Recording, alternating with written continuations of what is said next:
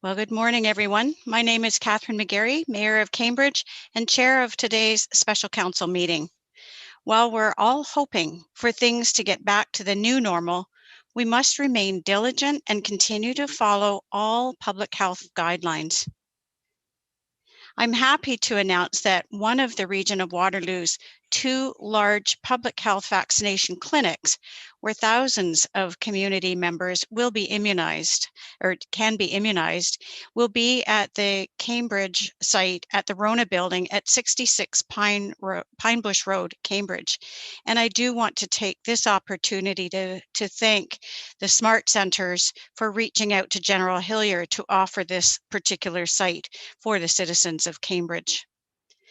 We will continue to work closely with the region of Waterloo and also with public health to bring you the most up-to-date information at www.cambridge.ca/COVID-19. And we do endeavor to keep that updated at all times. I also wanted to say a huge congratulations to staff, as the City of Cambridge has been recognized as a Tree City of the World by Tree Canada.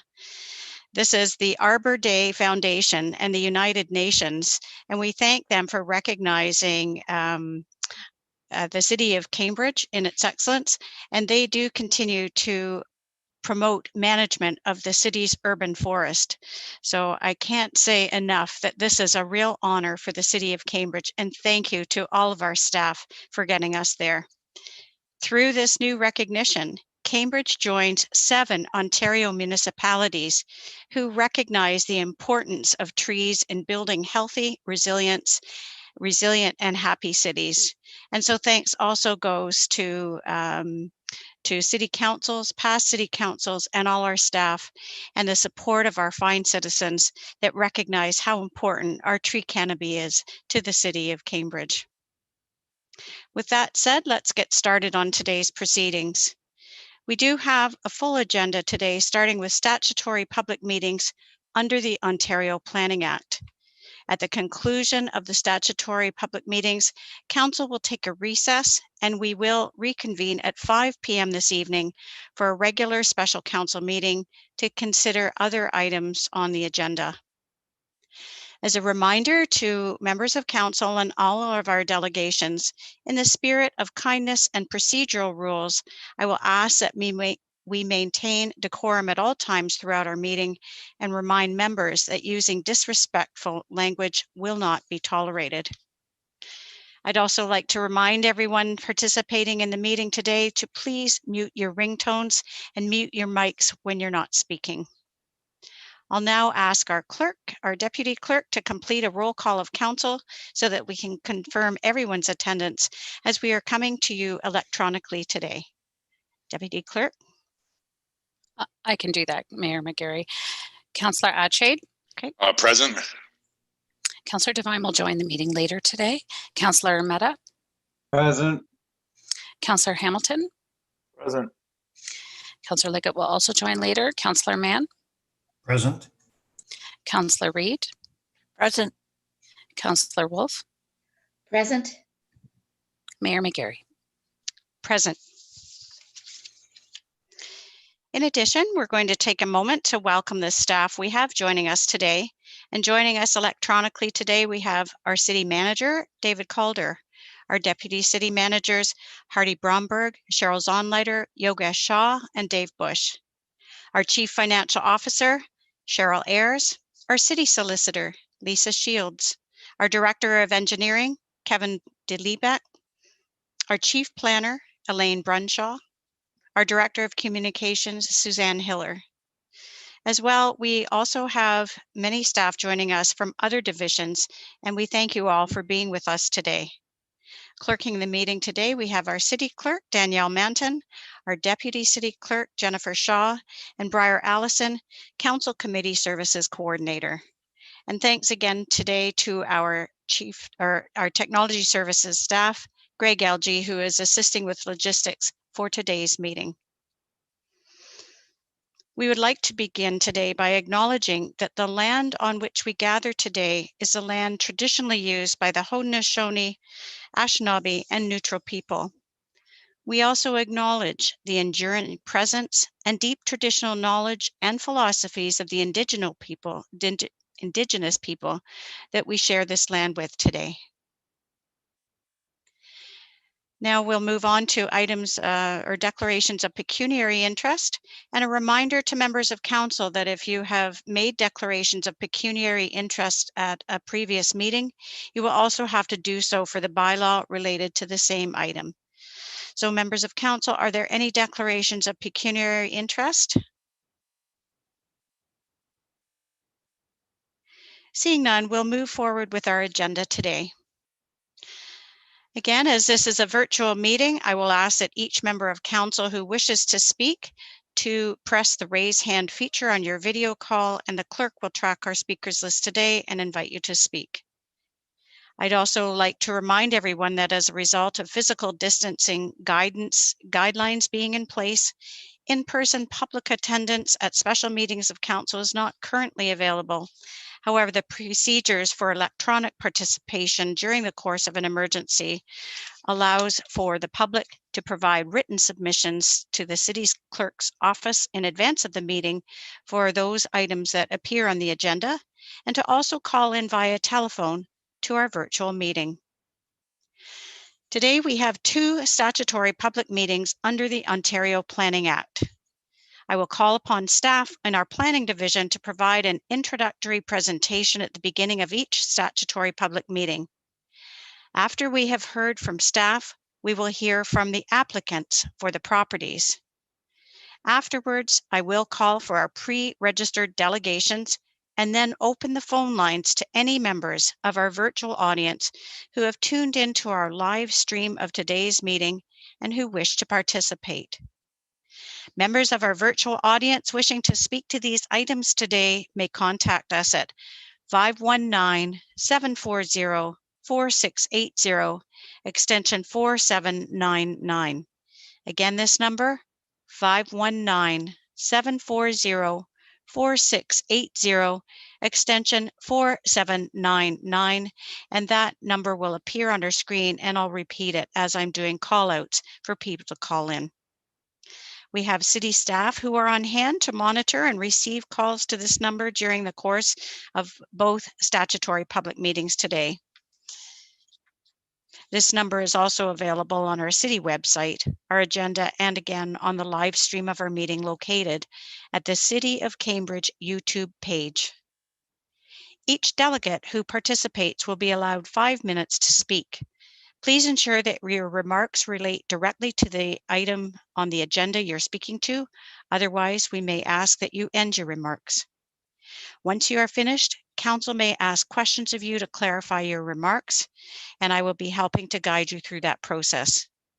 I do remind members of council and the public that there is no debate of any items in public meetings. I also remind council that the statutory public meetings will be before council a second time with a recommendation report and today's process that we've needed for public consultation. Council will consider all oral and written comments prior to making a decision on any planning application. If a member of the public would like to be informed of further reports and/or decisions on the matter, we ask that you please email us your name and contact information to our planning division. The contact information for each planner associated with the public meeting will be shared as part of their presentation. So we're excited to be here again with you today, Cambridge, for another special council meeting and another reminder that we're all in this together and we all need to continue to do our part. Today, our first statutory public meeting is Public Meeting Report, 355 Guelph Avenue and 11 Fletcher Circle, Zoning Bylaw Amendment 2753144, Ontario Inc., and that's care of the IBI Group. So now to begin with, we'll invite Michael Campos, planning technician, to provide an overview of this report. Welcome, Michael. Thank you, Mayor.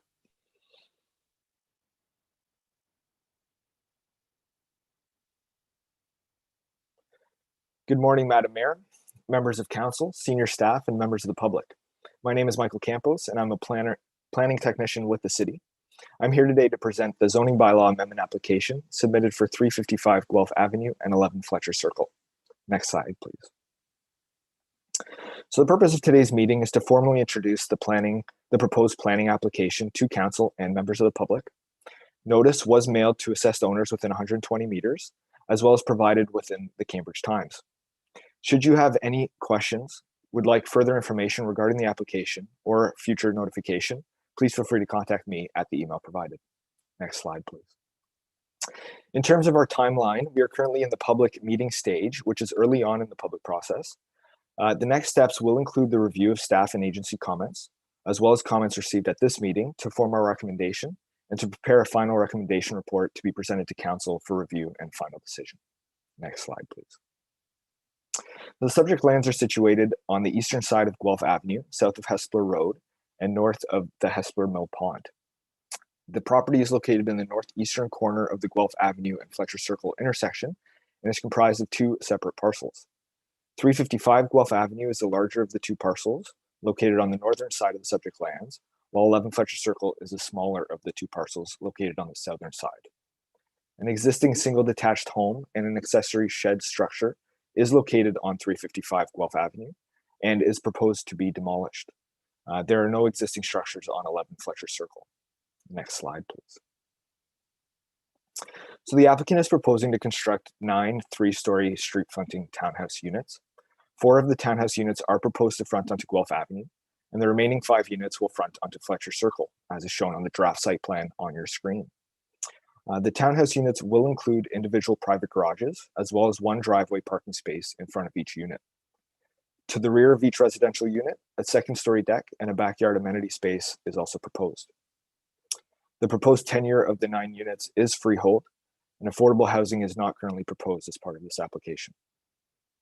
The applicant does intend to divide the existing properties into 9 individual lots through severance applications to the Committee of Adjustment, should the proposed zoning bylaw amendment eventually be approved. The site-specific provisions requested as part of this application are also shown on the site plan image, which I will discuss further in the following slide. Next slide, please. So in order to accommodate the development of the proposed townhouse dwellings, a zoning bylaw amendment is required to rezone the properties from R2 and R5 to the RM4 zone to permit townhouse dwellings. Site-specific zoning provisions have also been requested. They include to permit 9 attached townhouse dwelling units on the subject lands, whereas only 6 are permitted, to permit a minimum lot area of 164.6 square meters, where a minimum lot area of 165 square meters is required, and to permit a minimum exterior side yard of 5.6 meters, whereas a minimum of 6 meters is required. An update is also required to include an additional site-specific provision to permit an interior side yard setback of 3 meters. This update will be reflected through our final recommendation report to council. Next slide, please. So this image is a street view image of the existing dwelling at 355 Guelph Avenue, looking east towards Fletcher Circle. As you can see, this home is proposed to be demolished, as well as an accessory shed located to the rear. The image also displays existing trees on site. The trees located to the right-hand side of the home are proposed to be removed to accommodate the townhouse dwellings that will be located on Fletcher Circle. Some of the other trees along the rear of the property and to the left-hand side of the existing home may also be removed. Next slide, please. This is a street view image of 11 Fletcher Circle, looking northwest towards Guelph Avenue. This is a vacant property, and the existing trees shown in this image are planned for removal. Next image, please. So a total of 27 trees currently exist on the subject lands. Please note that the public meeting report informed that a total of 30 trees were located on the subject lands. However, it was determined that 3 trees that were planned to be maintained were on an adjacent property and are not part of this proposal. This change will also be reflected in the final recommendation report. 21 of the existing trees are planned for removal to accommodate the 9 proposed townhouse units. 6 existing trees are planned to be maintained. So the 6 trees that you see in red to the rear of the existing home, they are planned to be kept, as well as 1 single tree in the bottom right corner on Fletcher Circle.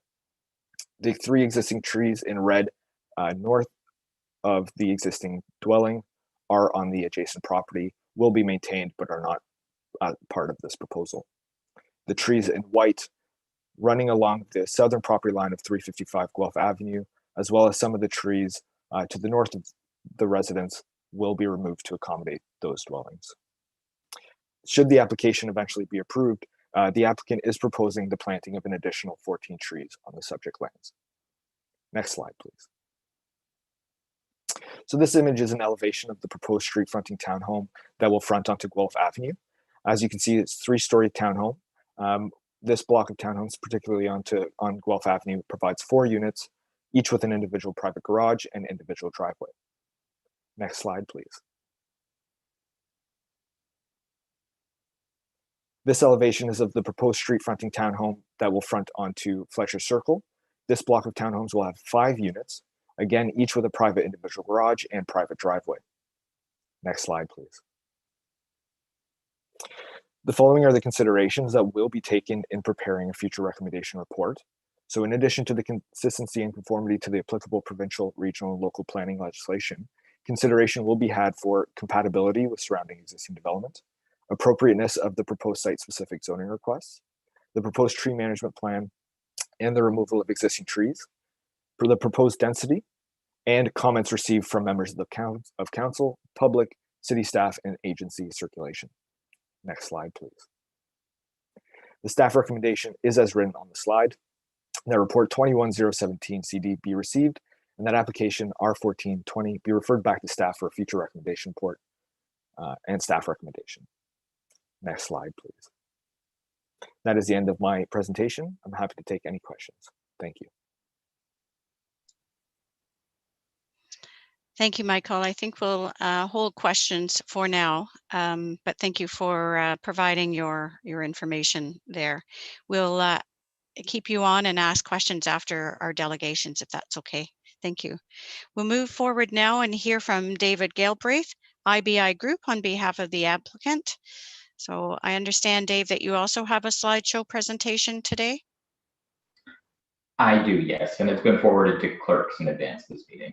Great. So just let them know, and there it is up on the slide. So just let them know when it's time to advance the slide. And thank you very much for joining us today, and you may go ahead. All right, thank you. Good morning, Mayor McGarry and members of council.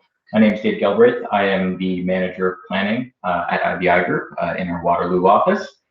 I'm here today with respect to 355 Guelph Ave and 11 Fletcher Circle, where a 9-unit townhouse development is proposed. Next slide, please. So, Michael, thank you for your presentation. A lot of my presentation will be repetitive, so I'll try to keep it brief to respect the time of council. But in terms of my outline, I will go through the site and its broader context, the required development, or sorry, the proposed development and the required development approvals, and then go through some of the technical studies that have been completed to date. And then I'll be available, similar to Michael, for some questions following. Next slide, please. So the subject property is 355 Guelph Ave and 11 Fletcher Circle. As you can see on the aerial imagery, 355 Guelph does contain a single detached dwelling currently, whereas 11 Fletcher is vacant. In total, the combined lot consolidation has an area of 0.24 hectares, or approximately so, with 40 meters of frontage onto Guelph Ave and approximately 50 meters of frontage onto Fletcher. Next slide, please. So this is a photo of the existing house. Next slide, please. So this slide here shows the site within its broader context. Generally speaking, Guelph Ave from south of the property at Poplar to the north end has fairly large residential lots. Most of these are approximately 50 meters deep, and that's on both sides of both sides of Guelph. Fletcher Ave, by contrast, is comprised of single detached residences with less deep lots. Within the immediate context, there are 2 schools, which are identified as E and D on the slide. And then there's been some recent redevelopment within the area as well. If you go up to A and B on this this page, it does show some recent townhouse development, and those are primarily clustered townhouse developments, although there are some street fronting units as well. And then, even broader speaking, the site is within the north end of the area of Hespeler, to the west of the Speed River. Next slide, please. So this slide shows some of the neighboring context. The bottom 2 images show the nature of some of the housing along Guelph Ave, whereas the northern 2 show some more recent townhouse developments in the area. Next slide, please. So this slide shows the proposed site plan for the subject property. As you can see, there are 4 street townhouse units proposed along the Guelph Ave frontage with independent driveways. Each of these units would be set back approximately 16 meters from the street and 3 meters from the north side yard. So the 16 meters would provide space for stacked driveway parking in addition to the garages. So it's likely you could have 1 car parked within the garage and then 2 in the driveway. Along Fletcher, you will see that units 5 to 9 are proposed as street townhouse units as well. On this side of the site, the proposed setback is 6 meters, which would again provide space for 1 car parking space in a driveway and then additional parking within a garage space. Next slide, please. So Michael has already gone through the proposed elevation, but as you can see, it's an elevation that's kind of indicative of a lower density area, pitched roof, porch, and private garages. On the Fletcher elevation, you will see that a couple of the units have double wide garages as well, so providing additional space for parking. Next slide, please.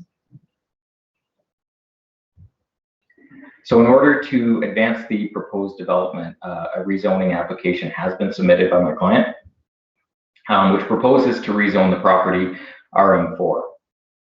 In addition to this, there are some site-specific zoning regulations that are proposed for the site. Firstly, to allow for 9 townhouse units. Secondly, to permit a lot area of 164.6 square meters, whereas 165 square meters is required, a pretty minor reduction there. And then to permit an exterior side yard of 5.6 meters, whereas 6 meters is required. And that is speaking with respect to the southwest townhouse unit fronting onto Fletcher.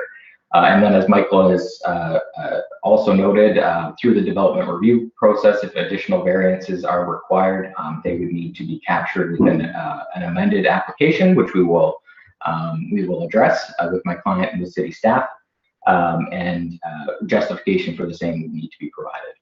Next slide, please. So, as part of the complete application for the zoning bylaw amendment, a number of technical studies were prepared and submitted to the city. This has included a planning justification and urban design brief, both of which were prepared by IBI Group. There was also functional engineering design, which was prepared by GM Blue Plan, and a landscape and vegetation management plan, which was prepared by McKinnon and Associates, or Hill Designs currently. And as Michael had said, there are a number of trees on the site that have been slated for removal in order to accommodate the development, but wherever possible, the existing vegetation has been proposed to be retained. And in addition to that, there has been a landscape plan submitted that contemplates additional tree planting and compensation on the site. So in addition to the zoning bylaw amendment, there will be a future consent application required, and the consent application is to create the individual lots for the townhouse development. And from a process perspective, the future consent application will be considered by the Committee of Adjustment, which has delegated authority for consent applications in Cambridge. Next slide, please. So that summarizes my presentation. Again, I will be available following the other delegations to answer any questions of staff or council. Thanks.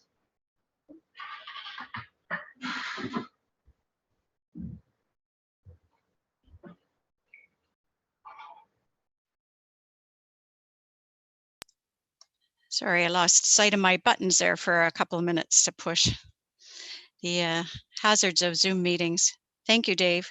I think we'll turn now to see if there are questions of you from members of council, Dave. So if you'll just hang on, I'll guide you through. First question here is from Councillor Wolf. Councillor Wolf, go ahead. Through you, Madam Mayor, and thank you, Dave, for your presentation. How wide will individual lots be on Fletcher Circle? So the lots do vary. As you will see, there's a larger corner lot. The internal townhouse units are about 6.5 meters, which is fairly commonplace for street towns. Okay. To follow up, I was concerned about you're removing 21 trees and only replacing 14. Is it possible for you to replace more trees or save more trees? Yeah, thank you for your question. We have, I think a lot of the tree removal is kind of reflective of what is currently being proposed. So some of those tree removals are along the Fletcher frontage of the property. As the development does advance and as we receive comments back from staff, we can take a look at what can be done to protect additional trees if possible, or as you've suggested, consider additional tree planting. So we can look into that. Thank you. Thank you. Thank you. We'll next turn to Councillor Hamilton, followed by Councillor Mann. Councillor Hamilton, go ahead. Thank you, Your Worship, and through you. Thank you very much for your presentation, David. Much appreciated. A few questions, but I guess I'll start off first with the some parking issues. Cars in Canada are they're going electric, but they're still getting bigger. So I'm just wondering about the exact size of the driveways and the parking spaces, those garages that aren't double wide. Would they be large enough to accommodate, you know, a typical large SUV and a bike? Or what kind of a size of a garage and a parking space are we looking at? Could it fit 2 cars, basically? Right. Thank you for your question, Councillor Hamilton. So two of the units 5 and 9 are proposed to have double wide garages, which would fit 2 cars. It would be the size of the garage that's proposed. I believe they're about 3 meters wide each, which is a typical parking stall size width. So in terms of depth, I don't know offhand how deep those garages are, but I would have to look into that for some additional storage considerations there. But on the Guelph Ave side, the units are set back 16 meters, which would very comfortably fit two large cars within the driveway. General rule of thumb is about 5.5 meters for a car or a large SUV. So those spaces probably could accommodate 2 within the driveway in addition to the garage parking space. Thank you. And is there any type of visitor parking provided, or do we know what type of parking is offered on the street? So if we have 9 homes, 2 cars each home, it's Christmas or the holidays, and you get visitors, will the streets be able to accommodate that somehow? Do we know what type of parking the streets offer?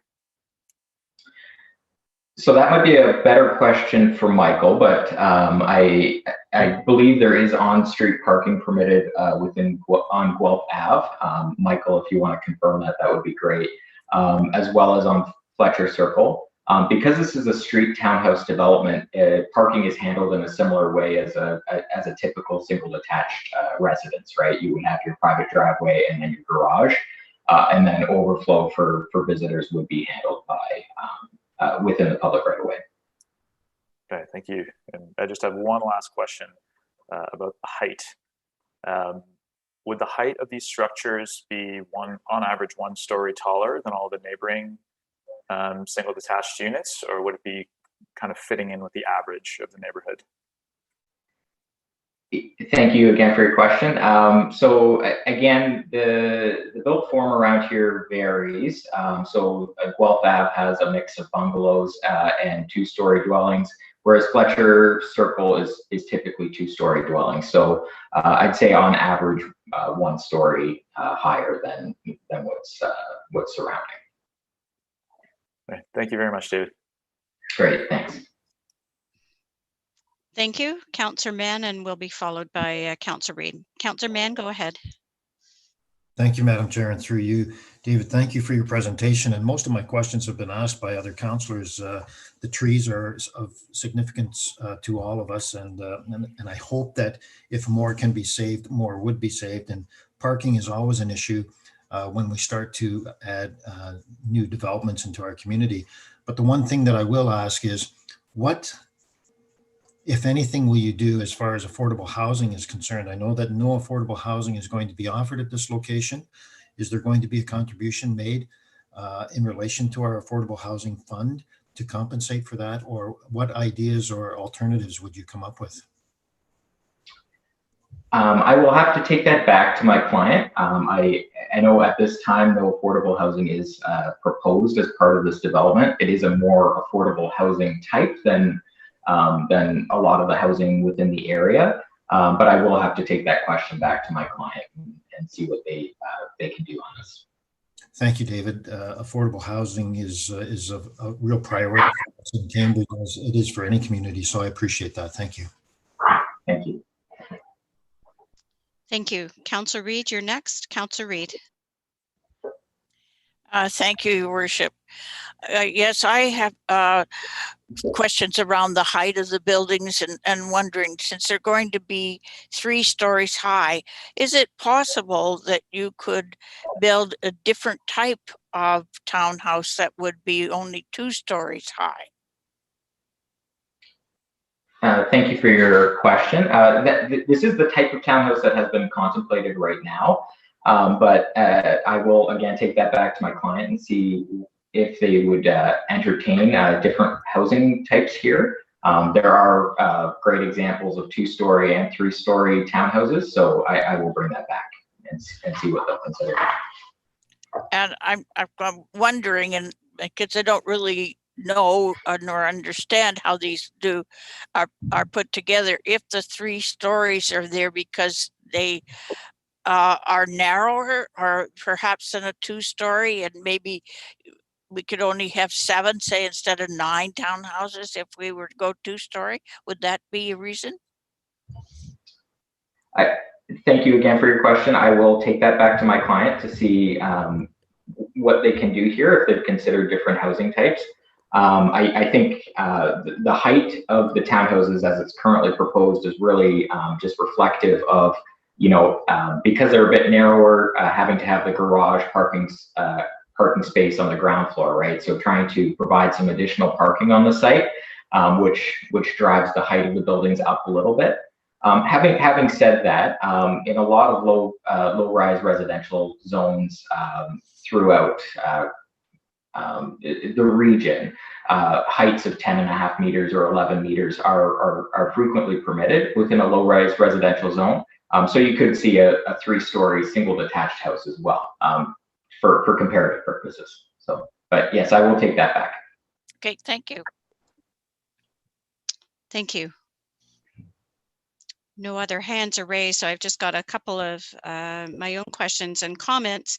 And certainly, Dave, I did hear your comments about affordable housing, but I also know that attainable housing is also really important as well, and hoping that one of these sort of 2 types of housing will be available on this site. My question really just comes to garage. I think I understood through your presentation that the proposed parking arrangements would be, there would be a garage for 1 car and then a driveway that accommodates 2 cars. So my first question is just to see if that's confirmed. And secondly, is the garage wide enough to accommodate today's cars? Because I know that regulations have changed regarding the size of space that one can put their vehicle. Thank you. Thank you for your question. The driveway parking spaces along Guelph Ave, you would be able to have two cars within the driveway, as well as one within the garage, or however people use their garage, right? I know a lot of people don't actually use it for their car; they use it for storage and whatnot. Whereas on Fletcher, one car space within the driveway and one within the garage. These are typical garage dimensions that have been proposed here. They're not excessive, but they would be adequate to fit today's cars. Thank you. And I had another hand sneak in here, as I thought I was at the end, but that's okay. I will now ask Councillor Mehta to ask his question. Go ahead, Councillor Mehta. Thank you, Your Worship, Madam Chair. I couldn't resist. Most of my questions were asked, such as the affordable housing, the parking, the height of the townhomes, the trees. Those are all issues. And my other question has to do with the materials used in the building. Now, a lot of the homes in the area have brick on the main floor, and some of them even have brick fronts. And my question is, could the applicant look at adding more brick to the building and maybe even look at a stone skirt or something? I'm very big on urban design, and I just thought I'd throw that in there. Thank you. Yeah, thank you for your comments. Again, I can take that back. As you can tell at this point, the elevations are fairly preliminary, so we can consider different materials. I believe currently they do consider brick at the base of the building and then a mix of siding above, but I can take those comments back.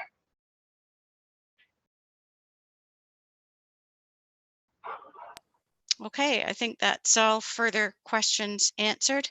So again, David, I wanted to thank you for coming in today to provide us with the information, the presentation, and thank you very much for joining us today.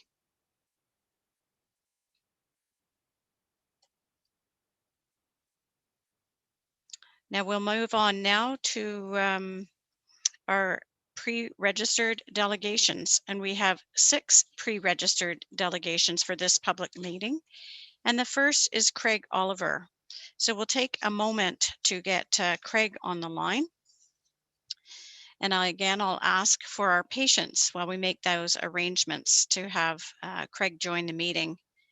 Once the delegate joins our meeting, they will have 5 minutes to speak to their item, and we'll invite them to speak once they get them on their line.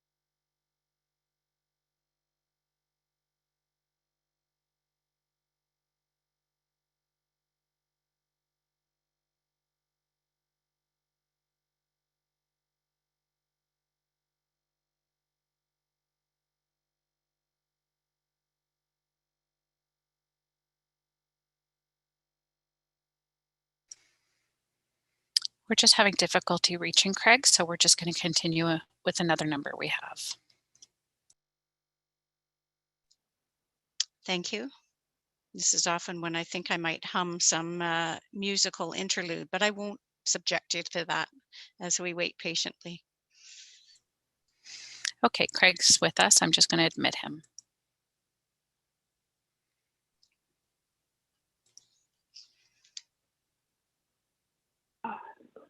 Hello? Good morning, Craig. It's Mayor McGarry. Can you hear me? Hello. Yes, I can. Sorry, I had some issues with my other phone there. Sorry about that. This happens apparently to all of us at one point or another. Thank you for joining us. And I've just got a couple of remarks just before I invite you to speak. So just a reminder, Craig, that you'll have 5 minutes to address council. And so please ensure that your remarks relate directly to the agenda item you're speaking to. Otherwise, we might ask you to end your remarks. We do have rules of engagement in council meetings and ask that you ensure that your remarks are respectful and that you refrain from asking questions of council. And a reminder again that your remarks relate directly to the agenda item. So I'll advise you when your 5 minutes are up, at which time council may have questions of clarification for you, and I'll help to guide you through that process. So welcome, Craig. You've now got your 5 minutes to speak to this item. Good morning, everyone. Thank you for the opportunity to speak this morning concerning the proposed development at 355 Guelph Ave and 11 Fletcher Circle. My name is Craig Oliver, and I reside at 369 Guelph Ave, the property directly to the north of the proposed development. It goes without saying that the idyllic solution would be 2 to 4 single-family, 2-story homes mirroring the property surrounding this land, but I recognize that the ideal will most likely not happen. Although I would argue that given today's current real estate market and recent sales in the neighborhood, the potential exists for the developer to recognize significant profit in doing so. That being said, I, along with the others that will be speaking, and the support of over 200 petition signatures that we have already received, oppose the development for the following reasons. The first major point I have is overall density and location of the buildings. 9 units and their proximity to the perimeter of the property will have a significant negative impact on the surrounding homes. The proposed buildings will result in 21 trees, including multiple old growth fir and pine trees. Specifically, those on the perimeter will be removed. It was previously mentioned that 3 of these trees are actually on my property, so that was already noted. If you look at the density as they're proposing, eliminating Unit 1 and or shifting this building to the south would save trees 400, 398, 397, 396, 395, and 393. Potentially 393 could be simply saved by trimming it, as it appears to only impact the back deck of Unit number 1. Also, tree 391, I don't understand why this is being slated for removal, as it appears to not impact the building envelope at all. Further, this trees 400 and 398 could easily be saved by flipping the driveway of 1 unit, or possibly of Unit number 1, or by possibly just trimming the lower branches so the cars can drive underneath it. The elimination of Unit 9 and or a shift of the entire building to the west would also save 384 and 383, and then possibly 382, depending upon how that canopy affects the building. Furthermore, it appears that trees 375 and 376 at the front of the property could be retained regardless of the building location and or size. As a side note, I also would like to point out that if trees can't be saved, can they be moved, right? While some of these trees have a diameter that would not allow a tree removal device to work, there are multiples around the perimeter that could be moved. I'd be happy to have them moved onto my property or moved around the property, as the height of these trees is going to solve a lot of the privacy issues that we are facing. And just as previously mentioned at the start of the meeting, as a newly voted quote-unquote tree city, I would think that this point carries even more importance. The second point is building height and privacy and the overall aesthetic. As a slab-on-grade development wherein the garage occupies the first floor, the living space shifts to floors 2 and 3. This equates to multiple, if not all, windows and the back decks of the main floor, all being situated above the height of fencing and negating any privacy that would be gained by these structures. Furthermore, the proposed new trees will not alleviate the situation, as they too will be below the level of the deck and these windows. You can see my previous point about saving trees as far as being the height and fixing that. Please note that the height issue is further problematic as the property in question sits some 4 to 5 feet above the grade of my property and 10 to 12 plus feet above the grade of the homes behind it. So when talking about a 3-story home, this is actually, to some people's view, a 4 or 5-story home. I would ask, again, it's been brought up by council members, I would ask as a developer, explore a 2-story design that would better fit into the community. To this point as well, construction of this project will equate to these buildings being the tallest in the area, overshadowing adjacent properties, including those across the street. While I understand that higher density has a place in urban development planning, but not on the corner of a residential neighborhood consisting solely of single-family homes. It is for these reasons that I believe the city should oppose this development as currently designed, and it's there that I choose to recognize the developer. I fully understand the need to operate a business at a profit and make good on their investment, but I also firmly believe that alteration of the current plans can maintain those profits. While I'm not a developer by trade, I have renovated, constructed multiple homes, including my home at 369 Wolf Ave. And as such, I would just leave the developer with these following comments. It's very easy for me to say eliminate 2 units and reduce the density to 7 units, but that would obviously equate to lower profits for the developer. But the building dimensions only need to be reduced so as to preserve the old growth trees. As such, the remaining block of 3 units on Guelph Ave and 4 units on Fletcher Circle could be expanded so that each unit has additional square footage, which would help recuperate some of those lost profits. Moving the garages forward of the proposed buildings would not only eliminate the 3rd story, i.e. bring the garage in front, you now drop the building down so that it's a 2-story building with the main floor and 2nd floor issue gets eliminated. Fences become an act of privacy now, and it would allow the developer to install full basements. The addition of a basement would again help them offset lost revenue from 2 less units. Craig, it's Mayor McGarry, and your time is up. If you wouldn't mind just wrapping with 1 sentence, and you can always submit written comments as well. Okay, I only had 2 more points, but okay. I just to say, like larger side yards, main floor and grade, it adds privacy for everybody. It allows them to sell the units as a premium, and it's privacy for us and privacy for the people that are buying these homes. No one's going to want to sit on their deck and be overlooked by these people and have them look on us. So there you go. Thank you, Craig, for your delegation.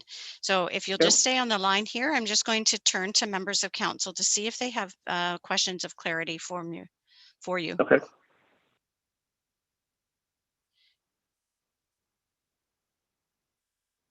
And I don't see any. I do thank you for your delegation this morning and joining our meeting. And certainly you're welcome to watch the remainder of our meeting on the City of Cambridge YouTube channel if you like. And you will have noted at the beginning of the presentation that the planner that's assigned to this particular file's contact information is there as well.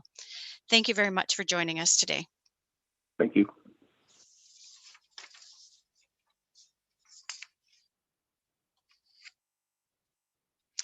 And now we'll go to our next pre-registered delegation for this public meeting, and that's Irina Gallarza. So we'll take a moment to get Irina on the line.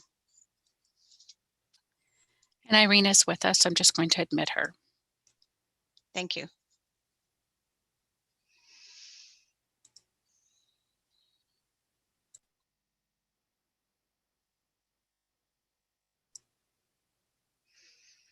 Go ahead.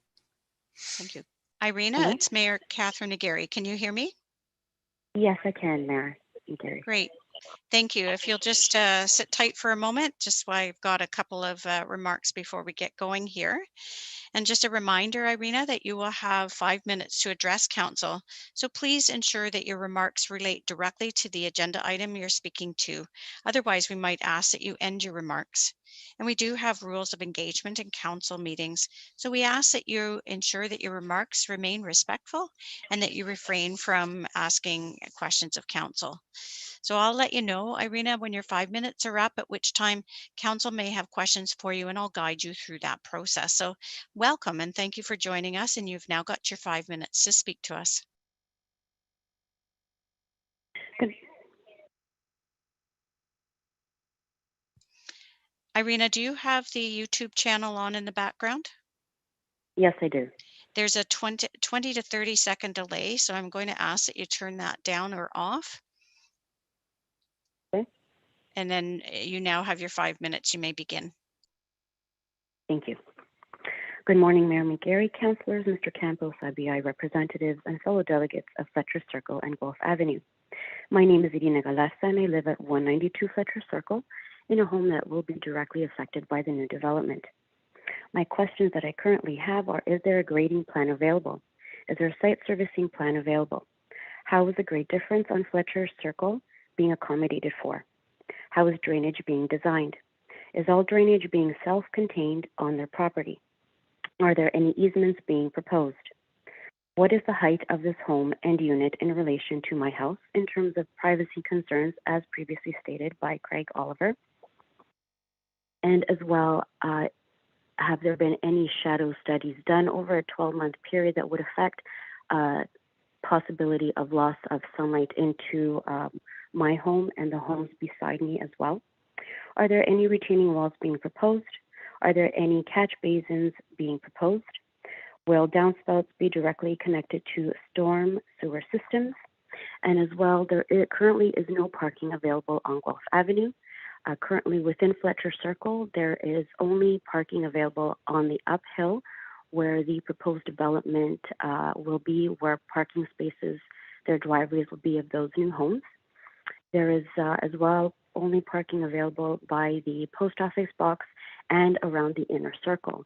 As of now, all of the space is used for visitor parking for current homes that are on Fletcher Circle, as well as parents dropping off, picking up children from St. Gabriel's School, and as well as employees that work in the nearby group home. So what proposals, what studies have been done to ease this traffic, because there is only one way in and one way out of Fletcher Circle. We are on an uphill to come to exit the circle, and during wintertime, this is always a slippery slope. There are many cars within the neighborhood that have to accelerate in order to be able to get to the top of the hill and exit. This, I feel, is a little bit dangerous in terms of the proposal development, where the proposed development will have driveways where cars will be coming in and out, and it increases the chance of accidents. So how is this? Has this been thought of at all, and what studies, what will be done? Those are my questions that I would like answered. And as well, we currently have a light and a median at the entrance of Fletcher Circle. Will that stay, or will that be taken away? As the median has been quite helpful for cars to come in and out at the same time, and the light provides light for the entire community. So if that can be answered as well, I would be very grateful. If I have any minutes left over, I would like for them to be used for any other delegate if possible, if they need it. Thank you very much for offering me this opportunity to speak for myself and as well for the other delegates, as we feel that this development should be changed and to accommodate and to appease the aesthetic and safety and the infrastructure that is currently within Guelph and Fletcher Circle. Thank you. Thank you very much, Irina, for your delegation. So I'm now going to turn to members of council to see if there are any questions of clarification for you. So just hang on the line for a moment there. Thank you.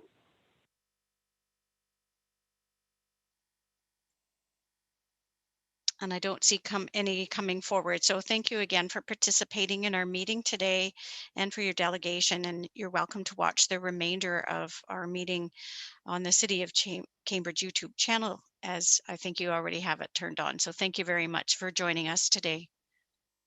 Thank you very much for the opportunity to speak.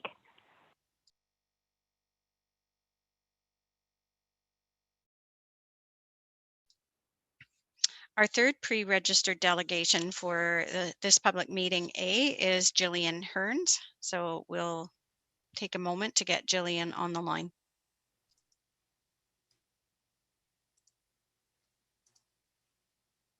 You may go ahead, Mayor McGarry. Thank you. Jillian, are you able to hear me? It's Mayor Catherine McGarry. Yes, I am able to hear you. Great, thanks. Just give me a moment to provide some remarks, and then I'll let you know when it's your time to speak. So a reminder, Jillian, that you'll have 5 minutes to address council, and thank you for joining us today. Please ensure that your remarks relate directly to the agenda item you're speaking to. Otherwise, we may ask you to end your remarks. And as you're probably well aware, we do have rules of engagement on council meetings and ask that you ensure that your remarks are respectful and that you refrain from asking questions of council. So I'll advise you when your 5 minutes is up, at which time council may have questions of clarification for you, and I'll guide you through that process. So welcome, Jillian, and please begin. You now have your 5 minutes. Thank you, and good morning, Your Worship. And good morning to the City Councillors, Deputy Clerk, City Staff, Mr. Campos, Mr. Galbraith, fellow delegates, anyone else who's watching this meeting. My name is Jillian Hearns, and I live at 188 Fletcher Circle. 355 Guelph Avenue and 11 Fletcher Circle, both back onto my own property. I share the concerns that have already been raised by my neighbors, Craig and Irina. Please note, I do recognize that multiple residential dwellings will be built on these properties and that the project does need to be profitable for the developer. Today, I merely wish to bring forward areas of possible concern that I would like to see addressed in future proposals regarding building on these properties. My primary concern is the impact of privacy on the adjacent residences. As a reference, my property is approximately 10 feet below the current grade of the proposed development site. The proposal shows 9 three-story townhomes with second-story decks. One of the proposed units, Unit 9, would be 3 meters from our back fence, and many of our new neighbors' windows, as well as their main floor, kitchen, back deck, etc., will be level with or looking down into our bedrooms. I think this has already been asked by one of the councillors, asking if the developer could look at either reducing the overall number of units and perhaps seeking two-story floor plans that are more in keeping with the residences of the adjacent neighborhood. I also feel that 3-story buildings adjacent to our property, combined with the current 10-foot grade change, may negatively impact the natural sunlight we receive throughout the day. So I would like to see a shadow study being done to determine how much of an impact these proposed buildings will have on our own property as well as those other adjacent to the development. I am also concerned about the removal of old growth fir and maple trees, especially in light of Mayor McGarry's earlier announcement this morning.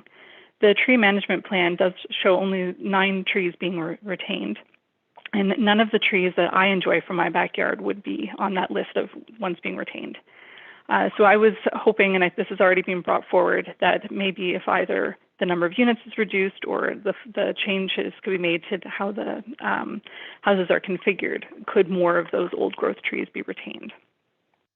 I'm also concerned about the potential exacerbation of drainage issues on the adjacent properties. On my property, our backyard is significantly below grade on 2 sides, and we already do experience drainage issues. So I'm apprehensive about additional runoff from multiple residences. So I'm hoping that there's a comprehensive plan regarding how drainage from the properties will be addressed by the developer. I'm also further concerned about the potential exacerbation of traffic and parking issues on Fletcher Circle. As Irina has already pointed out, we have only one way in and out of Fletcher, and it is located on a hill. And the addition of 5 additional homes, including driveways along the north side, I feel will make it more difficult to get in and out. So I'm hoping that a traffic impact study will be conducted regarding the proposed development of these properties. In conclusion, I also do feel that the general aesthetic of the currently proposed buildings is not in keeping with the character of the neighborhood. One of the reasons we were attracted to 188 Fletcher Circle is that it backed onto older residential houses with mature trees and larger yards. The proposed development changes this aesthetic. I also feel that the layout of Unit 9 on the current plans, with its front door and numerous windows facing the backs of 192 and 188 Fletcher Circle, is not in keeping with the current character of the neighborhood. Thank you very much for listening to my concerns this morning.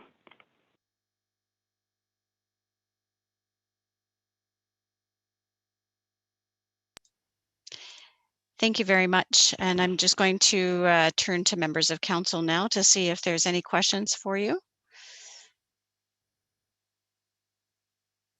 And seeing none, thank you very much, Jillian, for your presentation this morning. And again, you can continue to watch the rest of this meeting, in particular this item, on the City of Cambridge YouTube channel. So thank you very much for participating in our meeting today. Thank you for giving me time today. Our 4th pre-registered delegation for this public meeting is Brian Gordon. So we'll take just a moment to get Brian on the line.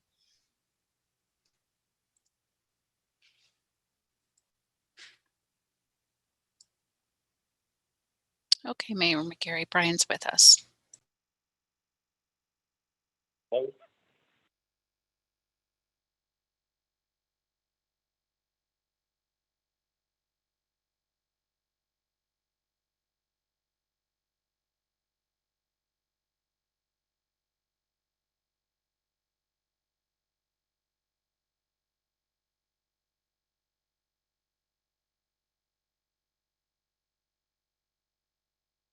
Hello. Mayor McGarry will be right with you, Brian. Thank you. Sorry, having a plug-in crisis over here. Oh, okay. So good morning, Gordon. Sorry, Brian. Thanks for coming to delegate today. And I'll just provide a couple of remarks and invite you to speak when it's your time. So just a reminder that you'll have 5 minutes to address council. Please ensure that your remarks relate directly to the agenda item you're speaking to. Otherwise, we might ask that you have to end your remarks. We do have rules of engagement in council meetings and ask that you ensure that your remarks really are respectful and that you also refrain from asking questions of council.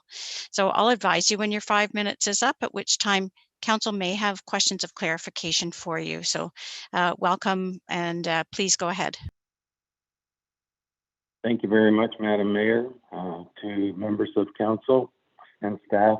My name is Brian Gordon. I live at 397 Guelph Avenue. This is the 4th time now that I have spoken with council in regards to previous development projects on this north end of Guelph Avenue. My remarks will, if you have received a copy that I submitted in writing, I will address each of the areas of the staff report in order. So if we begin then, under background details, the staff report indicates the low medium density designation applied to the subject lands permits a maximum allowable density of 40 units per hectare. 355 Guelph Avenue contains a single bungalow detached dwelling that is proposed for demolition. There are no existing structures located on 11 Fletcher. And lastly, in that area, 21 existing trees are planned for removal, 9 are planned to remain. Questions that I have for consideration by planning staff and councillors. Please clarify why 11 Fletcher Circle was left as vacant land, a depression with a large catch basin located at the rearward portion of the lot. Has that catch basin been effective in all seasons since it was installed? Regarding the matter of trees to remain or to be removed, what specific measures will staff take to ensure the continued survivability of the remaining trees? The last item that I have there, item 4, staff can read. I don't need to address that because it appears to be well taken care of in previous delegations. Next, since the zoning bylaw amendment application is necessary to consider rezoning the lands for townhouse dwellings, did the proponents, as has previously been asked, consider in any way the profitability to erect 4 or 5 single-family homes with possibly larger square footages with all properties fronting onto Guelph Avenue? Similar inquiry was made by me in public meetings regarding 408 Guelph Avenue. Would such an alternative proposal to consider single-family homes for the site not eliminate the need for any cars to enter or to exit onto Fletcher, which is a much narrower roadway? Does such consideration for traffic flow and safety not appear to be more appropriate than fronting an additional 5 new homes onto Fletcher Circle? The next category, existing surrounding land use details, the area can be described as a low-density residential neighborhood consisting of primarily single detached dwellings on large lots. And the second comment there is recent townhouse developments have been constructed north of the subject lands, north of the intersection of Guelph Avenue and north of Manhattan Circle. Question related to those comments. In what ways does the proposal provide dwellings of, quotation marks I read, primarily single detached dwellings on large lots that are consistent with those within a radius of only 300 meters of the corner of Fletcher and Guelph Avenue? Under the analysis details, certain statements are made regarding consistency with policies of, conformity with a place to grow, and land use compatibility with surrounding development and overall character of the existing neighborhood. That last one I wish to focus on. The first 2 statements above I believe to be policy-wise in line with the existing provincial, regional, and municipal policies. their land use compatibilities. This is a more subjective concept, however, and it appears in my experience that perhaps input from community members by planning department staff is considered somewhat unfairly. To me, it appears that favorable decisions are made in support of development applications in order for the city to avoid facing potential appeals by an applicant should their application be turned back for reconsideration or even perhaps rejected. Excuse me. With respect to the community input exercise regarding 408, the input from staff regarding interpretations and applications of the terms compatible and compatibility were clearly different than those of the community members. Hence, I request that senior planning staff clearly define their interpretations for the meanings of these terms as they are to be understood in decisions related to any applications that might require a clear understanding by all parties on the use of these terms. Eliminating ambiguity should help reduce misunderstanding by any party with respect of the use of nebulous terminology. Brian, it's Mayor Yep. McGarry, and I just wanted to let you know that we've gone a little over the 5 minutes already. So Okay. that's your time I'm today. sorry. That's quite all right. It's hard when you're speaking. So if you'll just hang on the line, I'm going to ask if there's any questions of clarification for you. And again, you can submit your written comments as well. And if you'll note at the beginning of this public meeting that the city planner's information and contact information was there as well. So I'm just going to turn now to members of council. So just hang on. And seeing no questions for you, I wanted to thank you again for your delegation today. And you're welcome to watch the remainder of this meeting on our City of Cambridge YouTube channel if you so wish. Thank you for your thank presentation. you. Thank you for your time. Thank you. So our fifth registered or pre-registered delegation for this meeting is Marcus Pantia. So we'll take a moment to get Marcus on the line.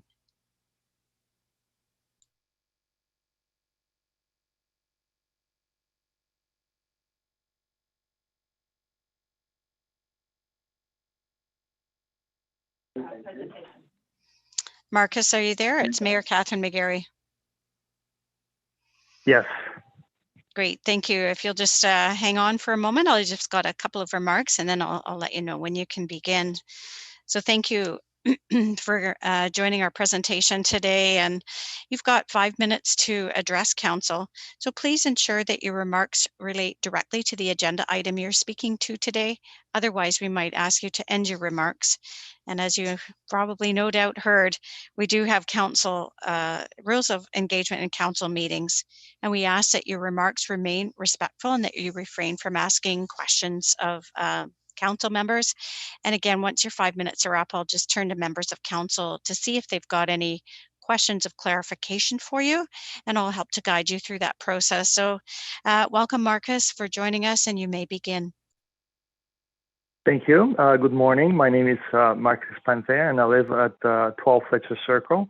My house is sitting just right across the proposed development at 11 Fletcher Circle. I want to start with saying that I share my concerns with my fellow neighbors regarding the impact of the proposed development on our community. And I think my neighbors already covered most of the things I wanted to bring up. However, gonna mention some of the things which are of interest to myself and the neighbors living on this side of the street. The first one would be safety. Considering the school is just being steps away from the proposed development with a lot of foot traffic for both parents and their kids, how will the developer address the issue regarding the safety of the kids and their parents, both during construction and after construction? And when the developer designed the houses, I'm wondering if they consider the safety of like the current residents as well as the safety of the future residents when they came up with a new development plan. And as my previous, neighbor said before me, I'm very concerned about, the proposed developments facing Fletcher Circle. The units are very close beside each other, and it might be a visibility issue and a safety concern when those cars are going to back up onto the street from their residences, and especially in light of the high traffic for kids going from the local school area. But there's also issues with parking. There will be as the project is going to be going. I assume the trades, they're going to have to park their vehicle somewhere, and we have very limited parking in our street. Have they thought about that, where they're going to park? Also, there are 3 parking spots we're going to lose when this development is going to go ahead. I'm just wondering if the developer has thought about a way to provide the parking spots which were taken away by the development somewhere else. We have currently 67 residences on Fletcher Circle, and we only have 12 parking spots. This development, we're going to cut the parking spots to 9. There is absolutely no parking on Guelph Avenue, as was previously mentioned by the developer representative.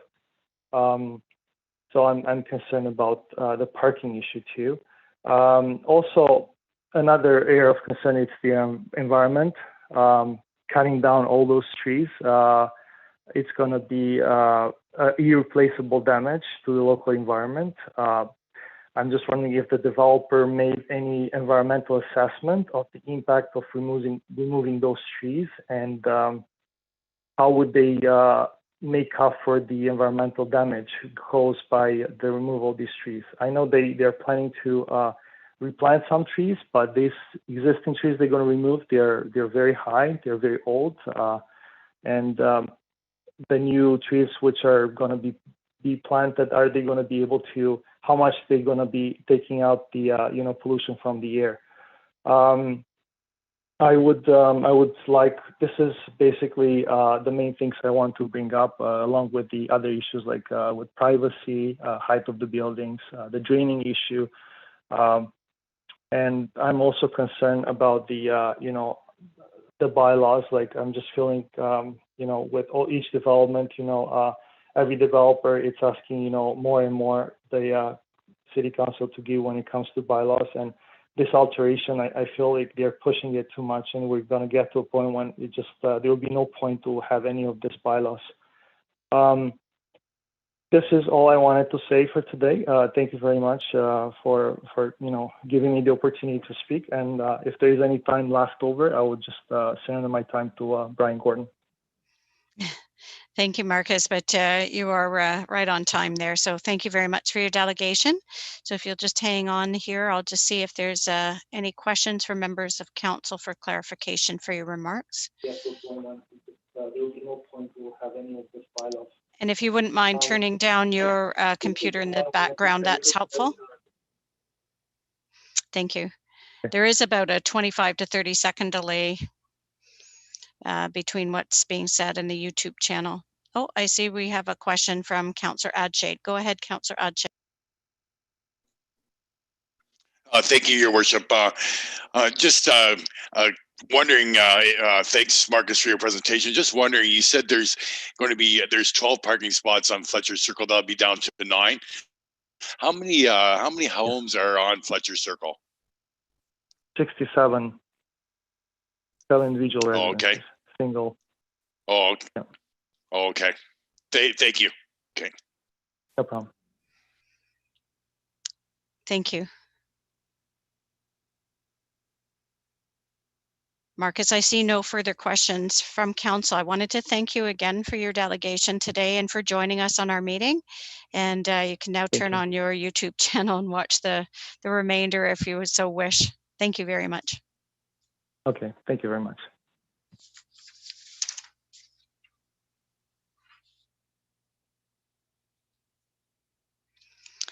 Our sixth and final pre-registered delegation for this public meeting is Ish Fachichi. So we'll take a moment to get Ish on the line here.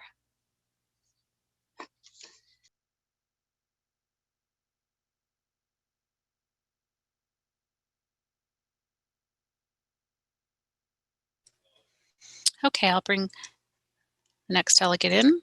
Go ahead, Councillor or Mayor McGarry. Thank you. Ish, it's Mayor McGarry. Can you hear me? Yes. Thank you. If you'll just hang on for a moment, I'll have a couple of remarks and then I'll let you know when it's your time to go ahead. But a reminder, Am Ish, I the that you'll... first to speak? No, you're not. You are the sixth. So if you'll just hang 'Cause on and let me... I was watching it online and nobody's spoken. Is there a delay from YouTube to? There's a 25 to 30 second delay.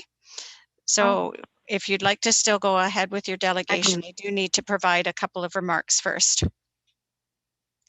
So you will have the 5 minutes to address council, and please ensure that your remarks relate directly to the agenda item that you're speaking to.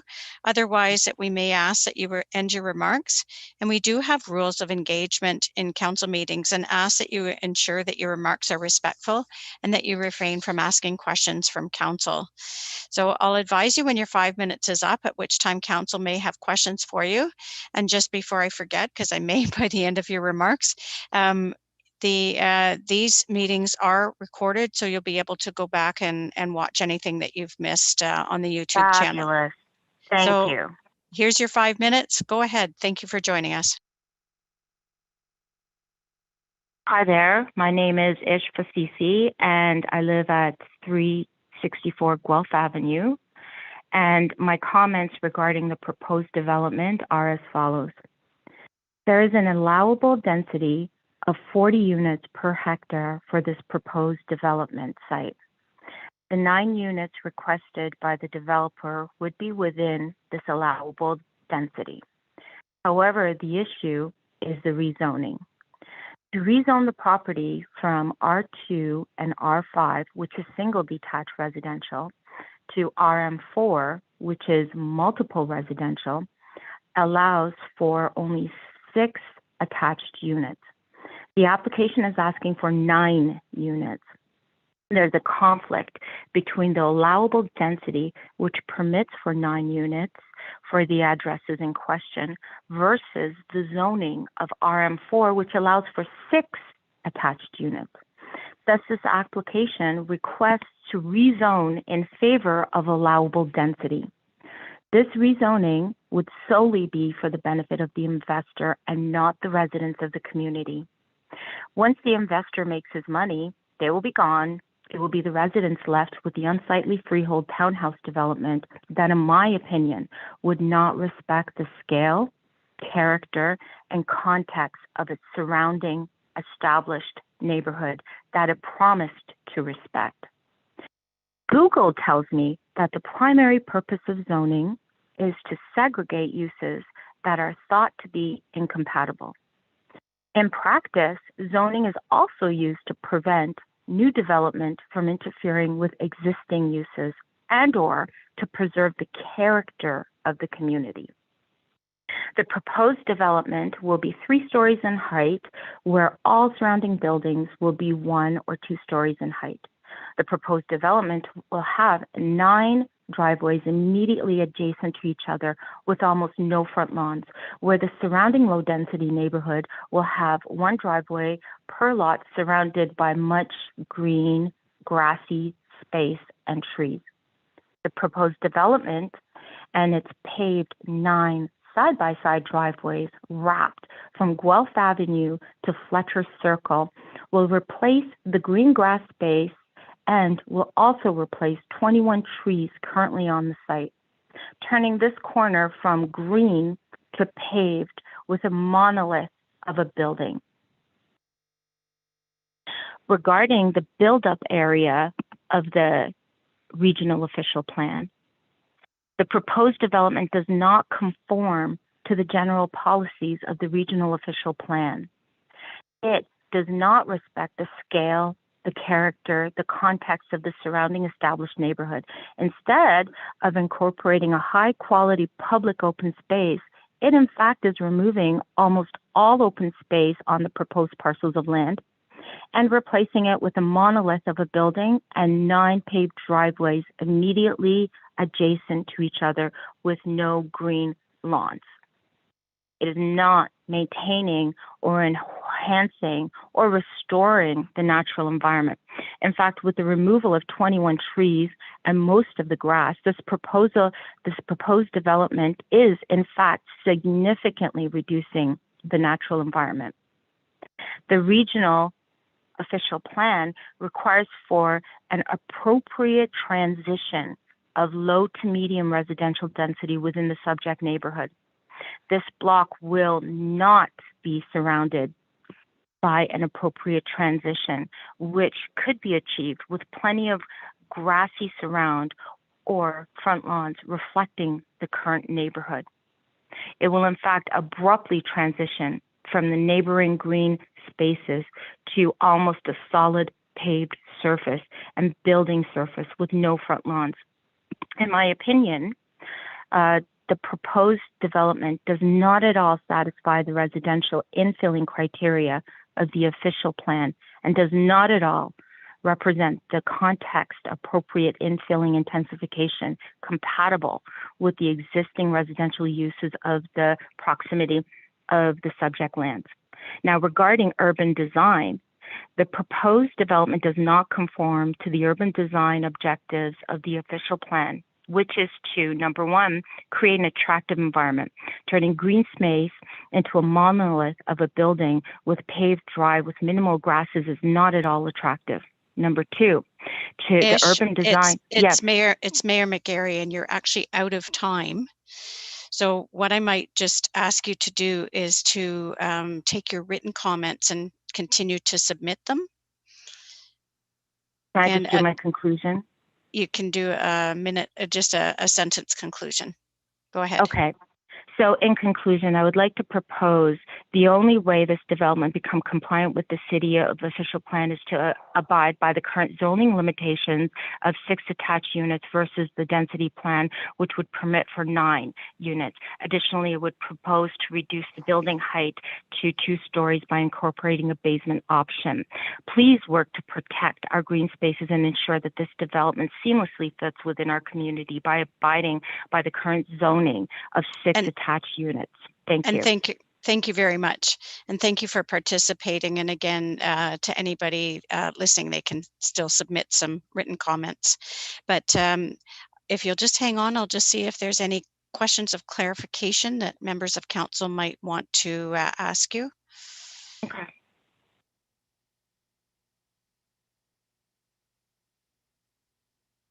And seeing none, again, thank you for participating today, and you continue to watch the remainder of the meeting on our City of Cambridge YouTube channel if you so wish. Thank you, Ish. Thank you.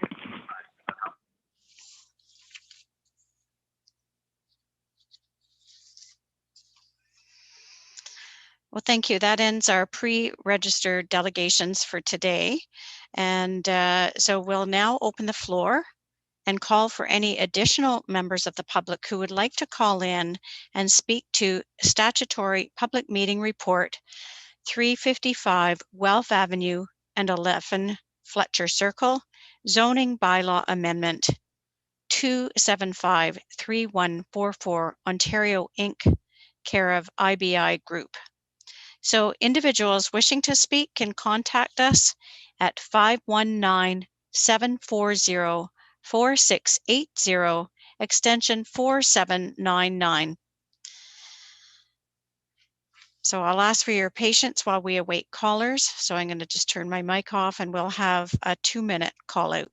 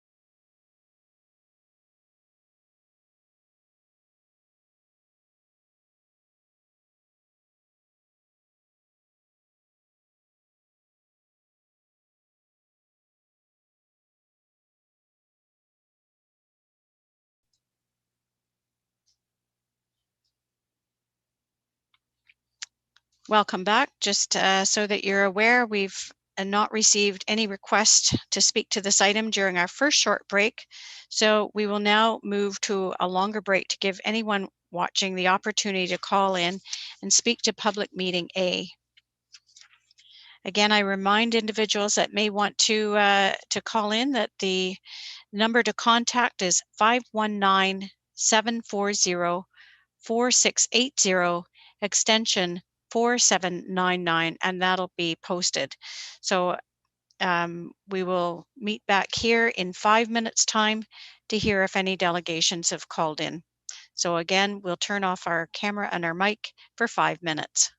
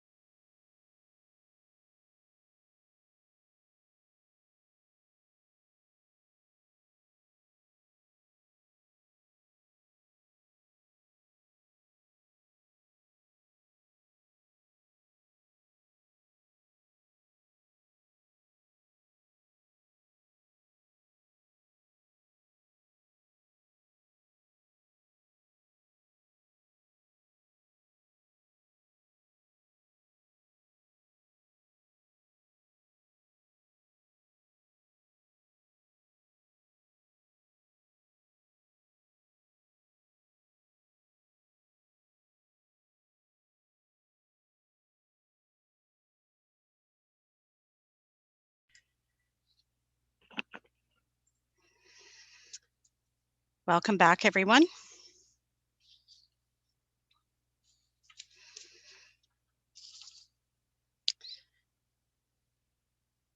We took another couple of minutes because we have got some delegations that have called in.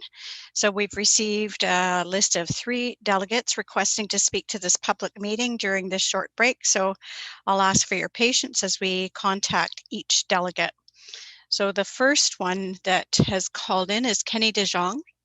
So I'll ask that we get Kenny on the line.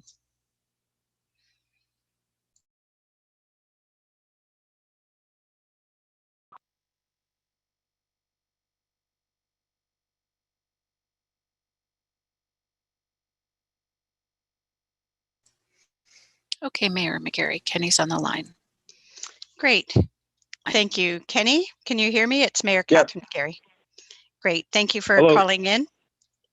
Thank you for calling in. So just give me a couple minutes. I've got a couple of remarks and then I'll invite you to speak. So just a reminder, Kenny, that you'll have 5 minutes to address council. Please ensure that your remarks relate directly to the agenda item you're speaking to. Otherwise, we might ask that you end your remarks. And we do have rules of engagement in council meetings and ask that you ensure that your remarks remain respectful and that you refrain from asking questions of council. And so I'll let you know when your 5 minutes is up, at which time council may have questions of clarification for you, and I'll guide you through that process. So welcome, Kenny. Thanks for calling in, and you now have 5 minutes to speak. Okay, thanks for having me. Good morning, Mayor, council, city staff. Yeah, just calling in. I just want to reiterate what my fellow neighbors have want to point out that I do agree with their concerns raised by this proposed development at the corner of Guelph Avenue and Fletcher Circle.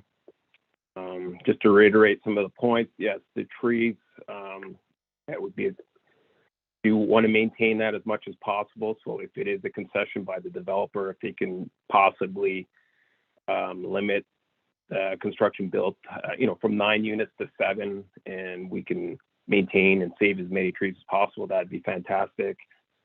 The concerns regarding the height of the building, all the surrounding area is 2 stories. The 3rd story would be, an encroachment on privacy of the fellow neighbors. And in regards to sunlight as well, so the sunlight study is being brought up, so that would be ideal to have that brought forward. Big thing being the parking. I've witnessed it firsthand. My son, prior to COVID, he attended the Catholic school, St. Gabriel, just around the corner from that development. Guelph Avenue is a very congested road. There's no parking, and parents are dropping off their children picking up, dropping off their children twice a day. Fletcher Circle, those parking spots were utilized for several parents, dropping off and picking up their parents. So that would be a big safety concern of mine, is with those parking spots eliminated as a result of that development, that those, parents and now cars would be transitioning onto Guelph Avenue with just future potential risk. That's basically, that's all I wanted to say. I just wanted to reiterate those points. I just agree with my neighbors in regards to those points that were previously mentioned: the parking, the trees, the height of the building, and then the big thing, personally for me, is the safety. Because, hopefully COVID will be done soon and my son can reattend St. Gabriel School, and then we won't have any safety concerns. Thank you for the time. Thank you, Kenny. And if you'll just hang on, and I'll look to see if there's any questions of clarification from council. But I think we would all agree with you 100% that we're all looking forward to the end of COVID, but not yet. And we're still trying to stay safe. It's hardest on our children, we know. Sure. I do have a question here from Councillor Reid, so I'll ask Councillor Reid to come forward. Councillor Reid. Thank you, Your Worship. Yes, you mentioned the parking spaces that are used to pick up and drop off children who are attending St. Gabriel School. Are those mainly for the hand-to-hand children? Are they for everyone? Oh, it's for everyone. I've witnessed it, and like frankly, my driveway is not big. I've utilized those spots myself when I've had gatherings prior to COVID. But yeah, I've witnessed it numerous times when my son was attending school. There'd be a heavy flow of traffic of parents dropping off, and then hand to hand they'd be bringing their child to school. Did you feel that this was hampering anyone who lived on the street by having this as a drop-off point? I couldn't answer that question. I don't live on Fletcher Circle. Perhaps it does. I don't know, but I couldn't answer that question. Okay, thank you. Thank you. I see no other hands raised here, so thank you very much, Kenny, for calling into our meeting. And if you'd like, you can watch the remainder of this meeting on the City of Cambridge YouTube channel, if you so wish. So thank you again for calling in. Perfect. Thank you for your time.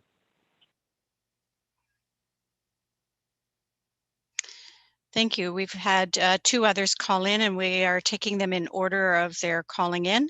So the next delegate who has called in for this public meeting is Brandon Deerick. So we'll ask that we get Brandon on the line.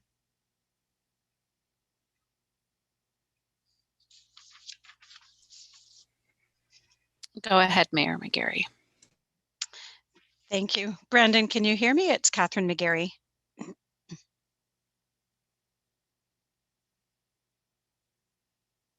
Hello? Hi, Brandon. It's Mayor Catherine McGarry. Can you hear me now? Yes. Great. If you would just hold on for just a couple of minutes, I've got a couple of remarks to provide, and then I'll let you know when you can take your 5 minutes. So just a reminder that you'll have 5 minutes to address council. So please ensure that your remarks relate directly to the agenda item that you're speaking to and that you've called in for.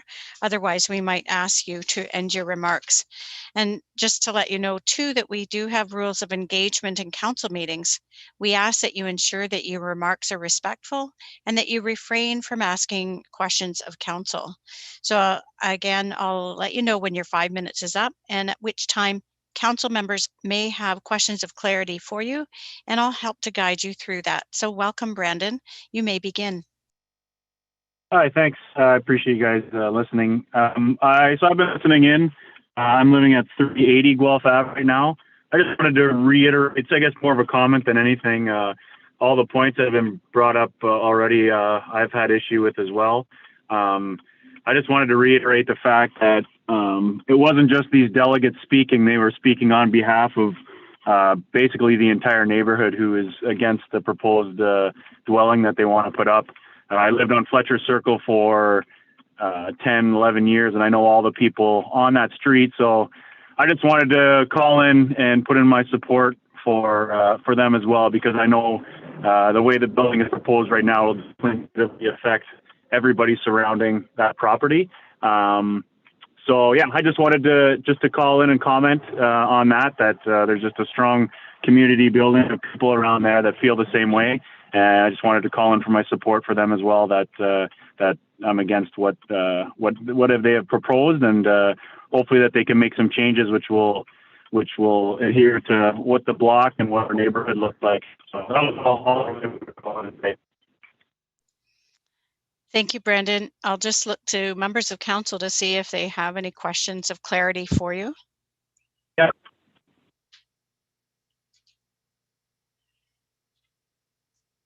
Seeing none, I wanted to thank you again for calling in and participating in our meeting. And if you'd like, you can watch the remainder of the meeting on our City of Cambridge YouTube channel, if you so wish. Thank you, Brandon, for calling in. All right.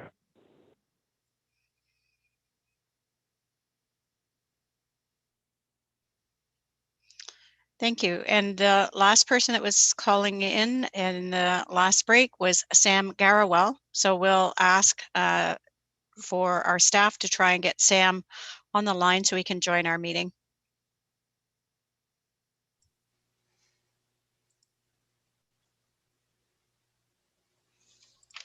Go ahead, Mayor McGarry.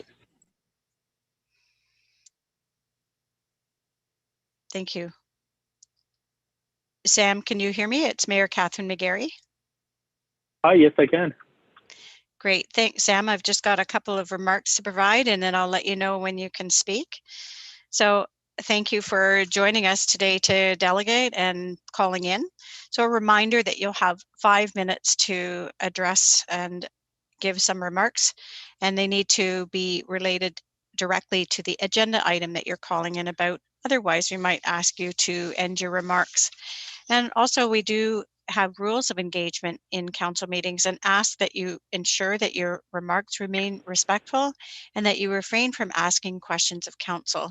So thank you for calling in, Sam. So I'll let you know when your 5 minutes are up. And if members of council have questions for you for clarity, then I'll guide you through that process. So welcome, and please begin. Well, thank you for having me here. I really appreciate this opportunity to speak. I just want to reiterate some of the points that my neighbors have brought up and the community itself with regards to the density of the building and the height of the building, and also the drainage issues that some of my neighbors have brought up, and along with the parking and the traffic assessment as well that we've requested. Hopefully that will be done. One of the things that I do want to add with regards to the traffic and the parking issues, that I hope that whenever the studies are done, they do keep in mind the COVID effect that's going on right now, keeping us all at home and keeping us away from the activities that normally occur in our neighborhood. So it's a lot quieter right now, but that doesn't mean that the future is going to be the same way going forward with regards to should the proposed development go ahead. I live at 176 Fletcher Circle, so I'm almost adjacent to the proposed building as well. So it is in a way going to impact me with regards to these things as well. And that's pretty much it. I just wanted to show my support with my community and just say that those are some of the valid concerns that I too have along with everybody else. That's all I wanted to say today.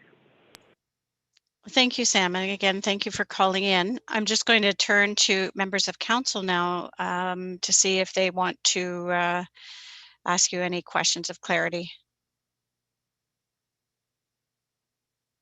And seeing none, thank you very much for calling in today. And you may watch the remainder of our meeting on the City of Cambridge YouTube channel. Thank you, Sam.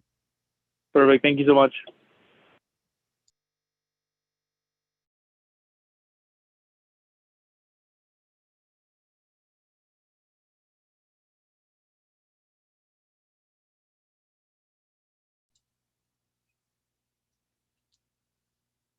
Thank you. I've now received confirmation from staff that the phone lines and messages for the statutory public meeting call-in extension have all been received, and that we've heard from all those who have requested to speak today. So I'm now going to call for the motion, and the recommendation for consideration is to refer this application back to staff for a subsequent report and recommendation. Councillor Reid, you have the motion. Will you please read it in its entirety? Thank you. Would the clerk please read it for me?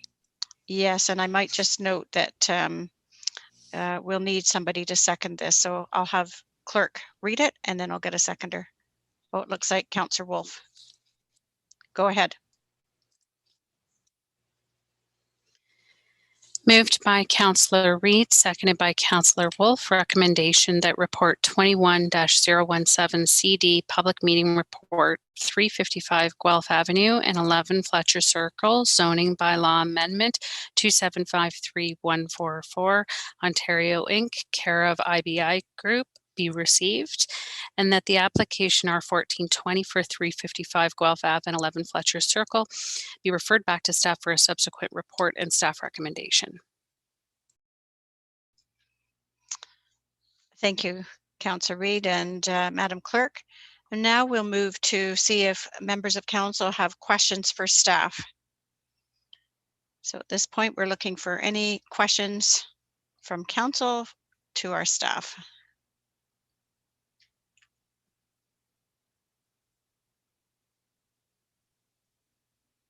I knew there was going to be something if I waited long enough.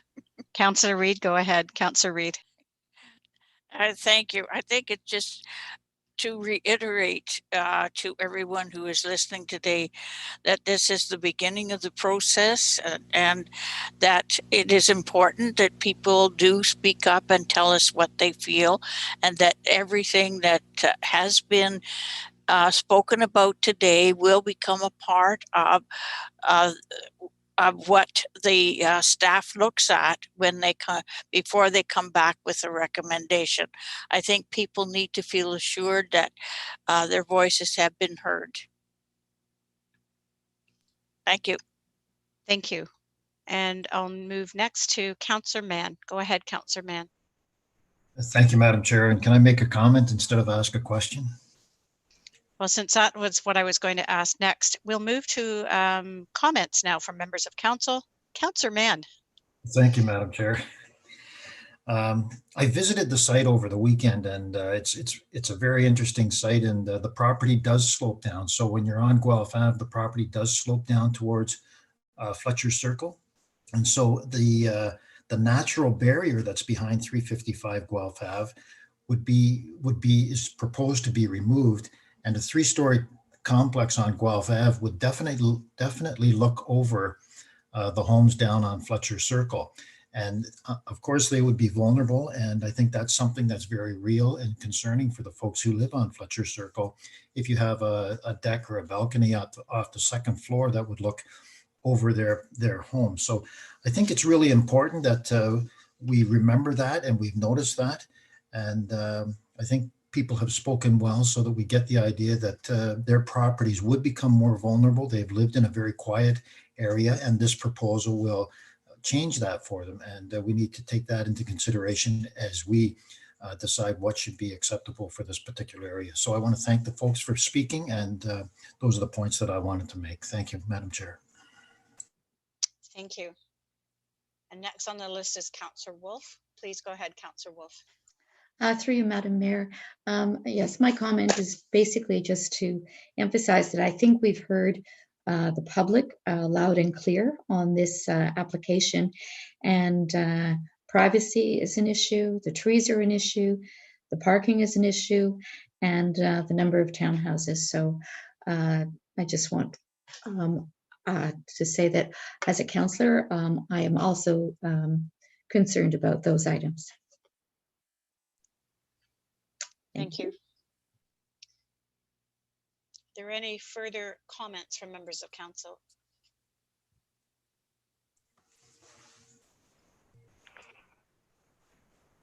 Seeing none, I think that we're ready for the vote. So I'll ask our clerk to call for the vote. Madam Clerk. Councillor Adshade. In favor. Councillor Mehta. Aye. Councillor Hamilton. In favor. Councillor Mann. In favor. Councillor Reid. In favor. Councillor Wolfe. In favor. Mayor McGarry. In favor. That carries. Thank you. Now I deem this public meeting closed.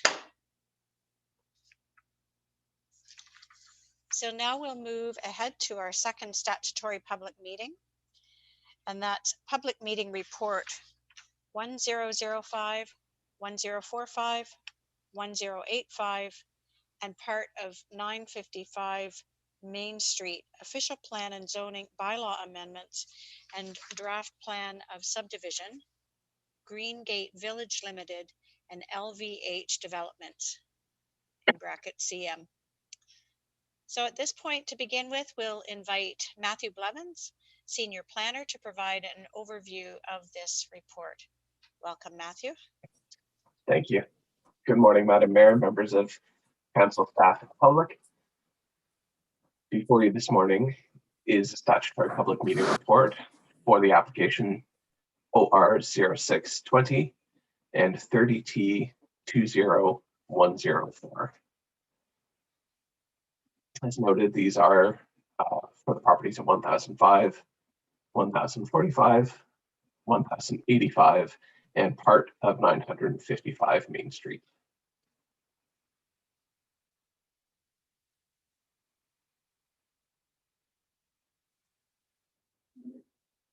purpose of the meeting today is to introduce the application to council and members of the public.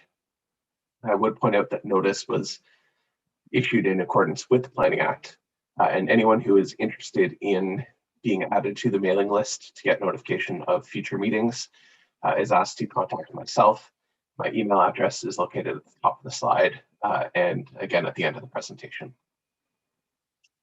Slide, please. And today we are at the beginning of the planning process, as indicated on this slide here at the public meeting. This is an opportunity for the application to be introduced to council and the public and to get feedback from the public. There's also the opportunity for members of the public to provide written comments to staff, all of which will be included in a future recommendation report to be brought back to council. Slide, please. The subject properties are located on the south side of Main Street, east of Franklin Boulevard, and indicated in the red outline on the slide. They're also generally located at the end of Sparrow Avenue and Greengate Boulevard within the Southeast Galt community, generally in the area referred to as Greengate subdivision. Slide, please. I would point out in consultation with the applicant, there's a small typo on this slide. The applicant is proposing to develop the subject plan to 204 dwelling units. And I know that the consultant, Victor Lebrecht, has the correct information in his slideshow, but I will point out that it's a mix of single detached dwellings, street fronting townhouses, cluster townhouses, which are townhouse units generally with frontage on a private condominium road, as well as apartment units. The applicant has not requested a reduction in parking. So the parking as required for the 203 units is broken out there as 247 spaces. So the applicant will be required to provide all of that parking through the development on private property. So this is not including any proposed street parking spaces. Slide, please.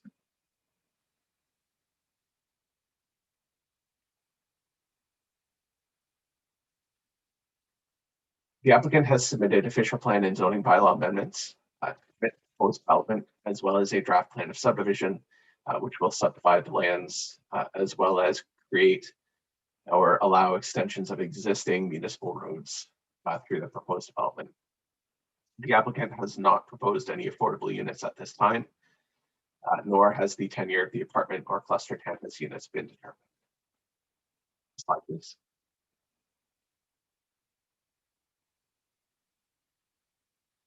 I would point out that the proposed draft plan does not include a park or stormwater management pond.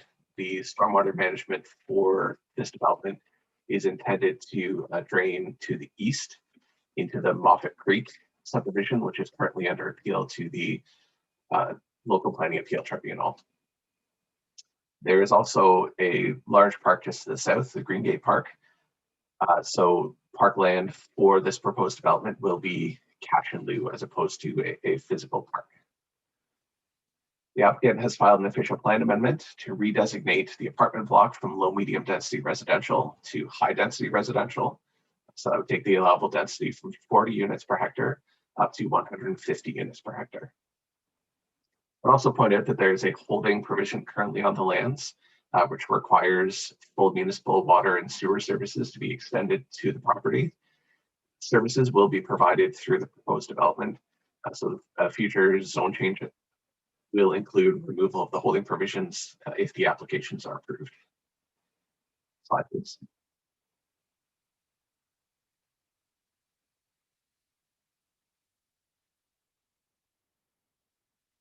So this figure may be a little bit difficult to see. The figure was also included in the staff report, but I would point out the site-specific zoning provisions that have been requested.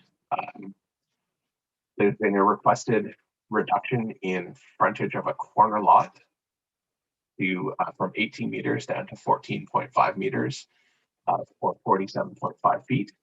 And I would point out that that is for one single detached dwelling lot There's the apartment block, block 8, which is shown in a little bit more detail on the next slide, which has the official plan designation proposed at high density, and that will be to increase allowable density. I would also point out that they have requested an increase in lot coverage from 40% to 47% for all of the developable lots. And I'd point out there are 15 blocks that are highlighted in blue on this plan. These are all intended for future development, and the majority of these are intended to be developed in conjunction with abutting lands within the Greengate subdivision. There are a number of remnant parcels that were created through the original Greengate subdivision that are not large enough to accommodate a single detached dwelling on their own. And the intention is that conditions like draft plan approval would be included if these applications are approved to ensure that these remnant blocks and parcels are amalgamated with remnant parcels on abutting lands so that they could be developed with dwelling units in the future. Slide, please.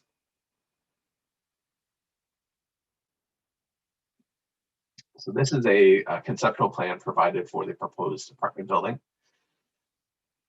The building is proposed at 14 stories. I would point out that this orientation, Main Street is at the top of the slide to the north. So the building would be addressing Main Street with the parking to the south in behind proposed street takeout units. Slide, please. Considerations in the review of this application are the land use compatibility with surrounding existing development, potential traffic impacts, the impacts of the proposed increase in density for the apartment block, the appropriateness of the proposed changes to the zoning regulations, as well as affordable housing, and comments received from council, the public, and agency circulation. Slide, please. The recommendation is as written in staff report 21-054 CD, which is that the applications be referred back to staff for further consideration and future recommendation.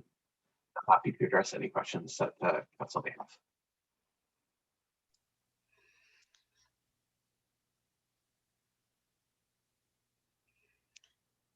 Thank you very much, Matthew. And we're going to hold all questions until the end of our delegations. So I'm going to move forward now to hear from our applicant, Victor Labreche, on behalf of the applicant, who is Greengate Village Limited and LVH Developments. Victor is also joined today by the project engineer, Kevin Brosseau from Stantec. And I understand Victor has a presentation today. And as I said, we will go forward. We'll hear any questions after our applicant delegation, and then we'll move forward to the rest of any delegations that call in for a public meeting. So welcome, Victor. Please go ahead. Thank you, Mayor McGarry, City Council, City staff, and members of the public that may be joining. Is my volume good? It's perfect. We can hear you well. And whenever you need your slide advanced, just say so, and it magically happens due to the work of our clerk. So thank you. Okay, thank you. We're pleased to make this presentation on behalf of Greengate Village Limited and LVH Homes, Laurelview Homes, who have partnered together to develop this remaining piece of, as Matthew has referred to, the Greengate subdivision. This sort of last remaining piece we've termed Upper Greengate, if you will. The plan itself, as you have seen in the presentation, facilitates the extension of Wesley Boulevard through to the north to Main Street, which is certainly something that the community has asked for and timely. The Notting Hill Drive, which is to the west, is accommodated within technically what's known as the last stage, stage 6 of the Greengate subdivision, and that is proceeding, previously draft approved and proceeding to registration shortly to accommodate Notting Hill. The property, and I'll try to go through these slides as quick as possible, located on Main Street, east of Franklin. The plan itself is mostly abutted to the west by, again, the Greengate subdivision and the same builder developer as this plan. The plans to the east is the Moffat Creek subdivision, which is the other partner in this development, being Laurel View Homes. And this particular subdivision plan as well accommodates Greengate Boulevard extension to facilitate the development and approvals for the Moffat Creek subdivision to the east. Moving along to context of the subject lands, if I may. As seen on the slide, we've just mentioned the two plans that are sort of linked intrinsically. The main purpose of this meeting is the plan in red where Wesley Boulevard extension would go through. It's the smaller of the two highlighted here in red. Below this subject land is the parcel that I'm not sure if my mouse is able to be seen on the screen, but parcel to the south of the subdivision is the last stage in pending registration to further allow Wesley Boulevard to extend through to the north. On this plan, you'll also see the east boundary road, which is to the east within the adjacent plan of subdivision. Next slide, please. The official plan designation is in this plan, similarly to what's been developed previously in the subdivision to the east, to the west, is low medium density residential. And that is reflected both the city's official plan designation, and the region puts it in the greenfield area for development in the regional official plan. Next slide, please. As noted, this represents the final phase of the Greengate subdivision, known as we're termed it as Upper Greengate. It includes essentially 3 single detached lots. Also, Matthew referred to other remnant blocks in this plan that will be developed with single family lots adjoining the plan to the east. There are 47 street fronting townhouse lots, a cluster townhouse block with 22 units, and an apartment block at the corner of Main Street, of course, which is a regional road, major arterial road, and Wesley Boulevard. Wesley Boulevard being a city road, but also viewed as a major collector road. So we believe that the apartment block is well positioned at the appropriate spot. During previous discussions with city staff as well and regional staff, they encouraged a multiple block to be maintained within this plan. It was previously on block 13, where the cluster townhouse is, which would be more internal to the plan. We've relocated it to the corner of a regional road, which we believe is a better location for this. It includes, as I noted, the extension of Wesley going north to Main, extension of Greengate Boulevard into the adjacent Moffat Creek subdivision to the east. Also the extension of Sage Drive to facilitate further development to the north along Main Street that is accommodated within the plan. Next slide, please. This slide basically gives a breakdown of the units and where they're situated within the plan. I won't read through this. I think it's fairly self-explanatory, and Matthew had a similar slide in terms of the total of 204 units and where they're positioned within each of the blocks within the plan. Next slide, please. This is a sample of single detached dwellings and the size of the lots, ranging between 30 to 38 feet approximately. And these lots have been developed by Greengate Village Limited and Grandview Homes on the adjacent lands to the west, and will be similar carried on into this subdivision as well.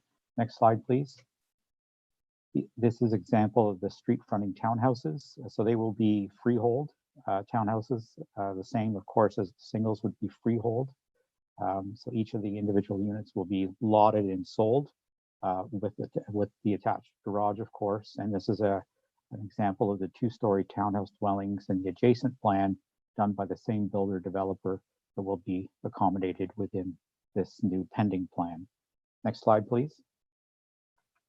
The proposed official plan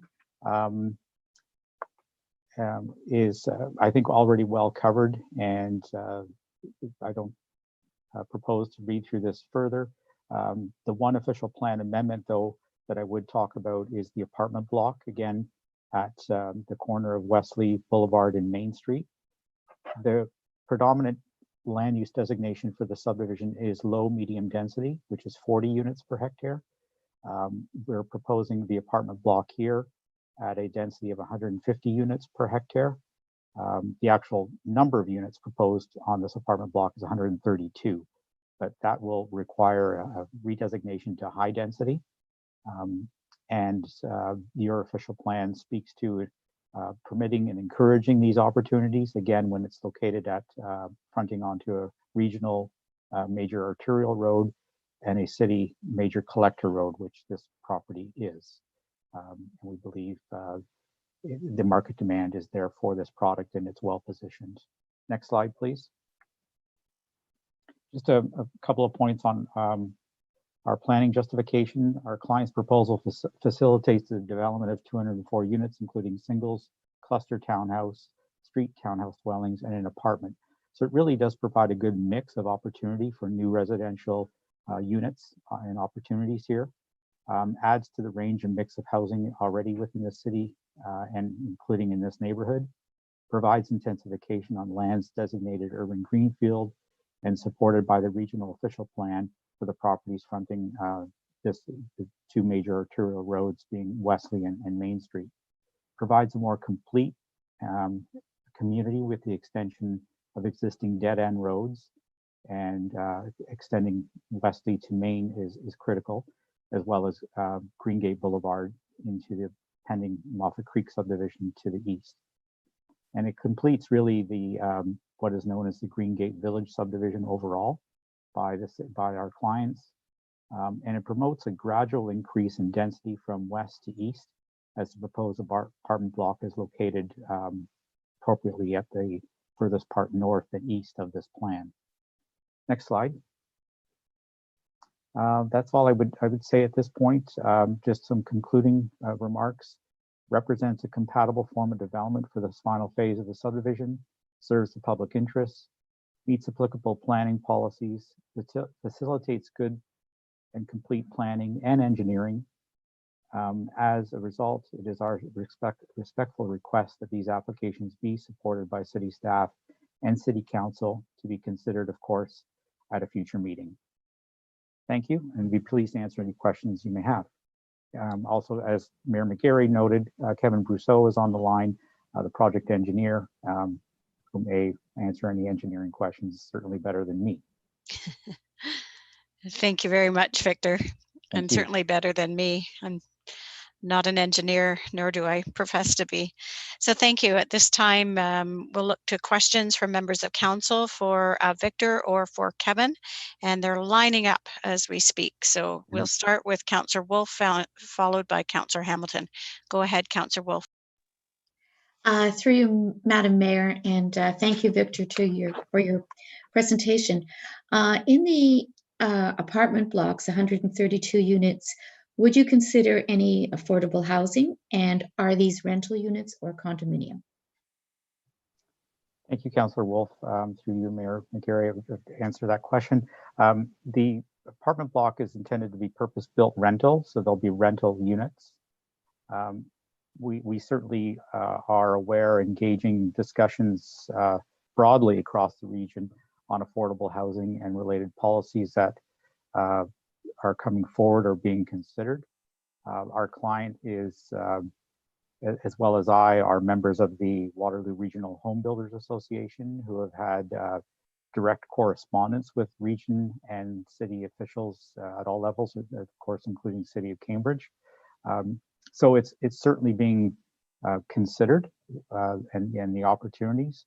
There is not at this time, and we'll have further discussions with our clients, but not specific affordable housing per se unit target within the apartment block.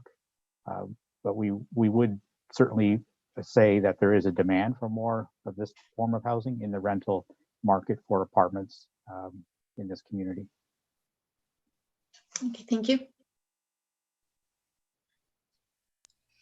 Thank you. We'll move next to Councillor Hamilton, followed by Councillor Reid. Councillor Hamilton, go ahead. Thank you, Your Worship, and through you. And thank you very much for your presentation, Victor. It's very thorough. Appreciate it. I have three questions for you. I don't know if you want me to rattle them off one in a row or go one question at a time. One at a time, please. Sure. The first would have to do with if there's any consideration, this area, Southeast Galt, as we know, is going to be placed under a great deal of pressure to intensify and develop because of the form of lands that exist there, and neighboring developments like South Point is just to the south. The rec complex will be going in nearby on Wesley. So has there been any consideration put into sidewalks, access to the recreation complex, crosswalks? How many people do you foresee walking from these developments down the street to the rec complex? Has there been any thought given towards that? Thank you, Councillor, for that question. Through your Mayor McGarry, to answer that, certainly Wesley Boulevard is really the main corridor for, of course, traffic, but there'll be sidewalks on both sides. So Wesley Boulevard, I think, is certainly critical, and it's already built to the south edge of this subdivision. And as I mentioned, the pending registration of that sort of hole in his donut just to the south of the subdivision is pending registration. So I think it's looking to construct further Wesley Boulevard further north later this year into next, and then this plan will accommodate it right out to Main Street. So I think the answer to your question is Wesley Boulevard is really the main pedestrian corridor. And that's really how this layout of the subdivision occurred. As you may know, you may have heard of the Southeast Galt Community Plan, which is now over 25 years old. And it does have several internal corridors and pathways in this community, which for the most part have been built.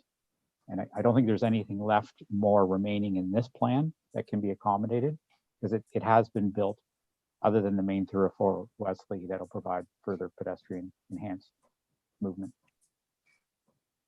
Thank you. My next question had to do more with, I know there is a park somewhat close by, but it's still a bit of a hike. And I've walked these streets quite a few times. I've met a lot of the families, and there are a lot of young children. So I don't know whether or not there's any flexibility to provide more amenities for even small components of green space, small miniature parks or small pieces of playground equipment, or even patios or something where people in this community could actually come together without having to walk 10 minutes down the road to get to a bit of green space. Is there any flexibility for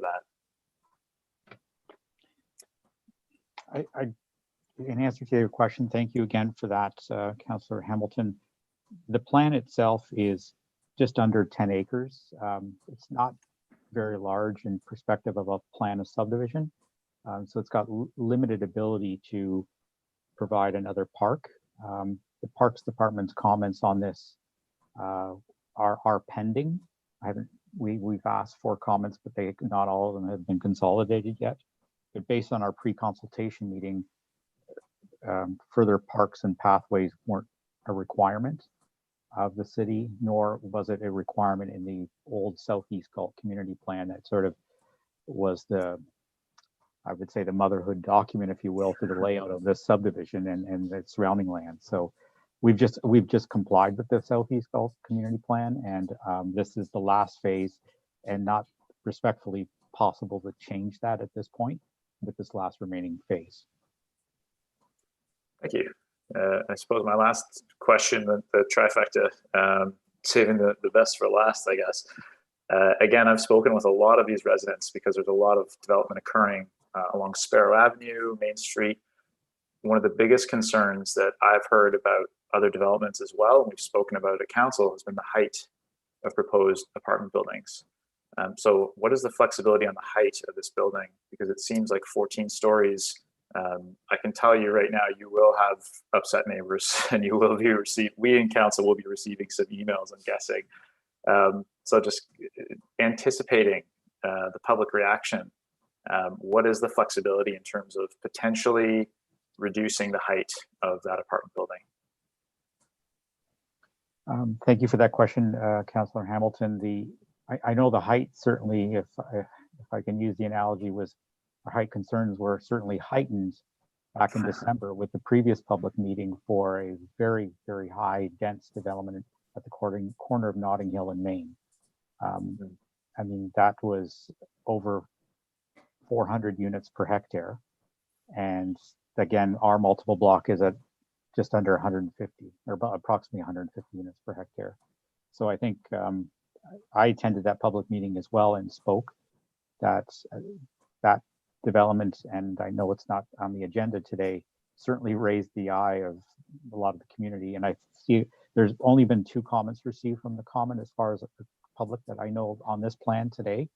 And a couple of I think the one commenter for sure believed that our plan was still a further reiteration of that previous application. I think he was getting it confused. They're 2 different things. He mentioned the December 10th meeting and the height and density there shouldn't be happening here when further considered, and it's not. That's a totally different application. So, and to specifically answer the question, we believe our density is respectful and encouraged by planning policies both at the region and the city. And as you know, provincial policies are strongly encouraging higher density and looking for opportunities within subdivisions where they're properly placed, like this one is, to increase the density overall. We'll discuss it further with our client. It's proposed right now at 14 stories. As an example, they were the builder developer of 250 Lena Crescent off Conestoga Boulevard. That's a similar apartment sort of style and height that would be considered at this location. But I would say respectfully, this location is even better than what was built there, just because again, it's at a regional road. I think respectful to the community, but we'll take back the height, heard the point certainly, and we'll take that back and discuss it further with our clients and city staff. Thank you. Thank you. Thank you. We'll move next to Councillor Reid. Councillor Reid, go ahead. Thank you, Your Worship. I'm wondering how transit is going to be available to people within this development, and whether there are trails that people may use, in order to avoid using their cars. Can you tell me what's available around there? Yes, thank you, Councillor Reid, through you, Mayor McGarry, to answer that question. I think similarly to my the question from Councillor Hamilton, the built community of Greengate does have walking trails, and all of the roads have sidewalks at least on one side of these roads. And again, just keeping in mind that where this plan is is positioned, it's not internal to the built subdivision already. So it can't propose new walking trails and pathways where they don't already touch this plan, because they'd be pathways to nowhere, respectfully, because it's the last piece right at the corner. So other than municipal sidewalks, and again, Wesley Boulevard will be heavily traveled by pedestrians down to the community center and the rec center to the south. There's no opportunity really to put trails or walking pathways further into this plan. And on transit, the transit service, I know it's in our planning justification report. I'm sorry I don't have it at my fingertips, but transit does exist on Maple Bush Drive and comes to the south west corner of this subdivision already today. So it's part of a transit route, and certainly within a 2 to 5 minute walk to public transit. The residents would have a 2 to 5 minute walk to get to transit that's already there to the south. Thank you. And so the availability of getting to transit then leads to what Councillor Wolf was also talking about, and that's affordable housing. We're desperate for affordable housing in the city of Cambridge, and I would really encourage this development to seriously consider having affordable housing here. For many reasons. I mean, it's going to be close to the Rex complex. It does have transit that is available, and it just seems to me like it would be a place where affordable housing would be great for the people of this community. Thank you. Thank you. Thank you. I'll do a last call for any other questions of our delegate from members of council. I'm seeing none. I also had a couple of questions, but my council colleagues actually asked them on my behalf. So thank you. So thank you very much for delegating, and we'll move forward with looking to the rest of our public meeting. Thank you, Victor. Thank you, Kevin, for joining us. Thank you. Take care all. So we'll move ahead now, and there were no pre-registered delegations for this particular meeting. So we're now going to straight to see if there are any non-registered delegations. So we're going to be opening the floor to any members of the public who would like to call in and speak to our second statutory public meeting report, 1005, 1045, 1085, and part of 955 Main Street Official Plan and Zoning Bylaw Amendments and Draft Plan of Subdivision, Greengate Village Limited and LVH Developments CM. So individuals wishing to speak to this item can contact us by telephone at 519-740-4680, extension 4799. So I'm just going to confer with our clerk to see if we've had anyone call in.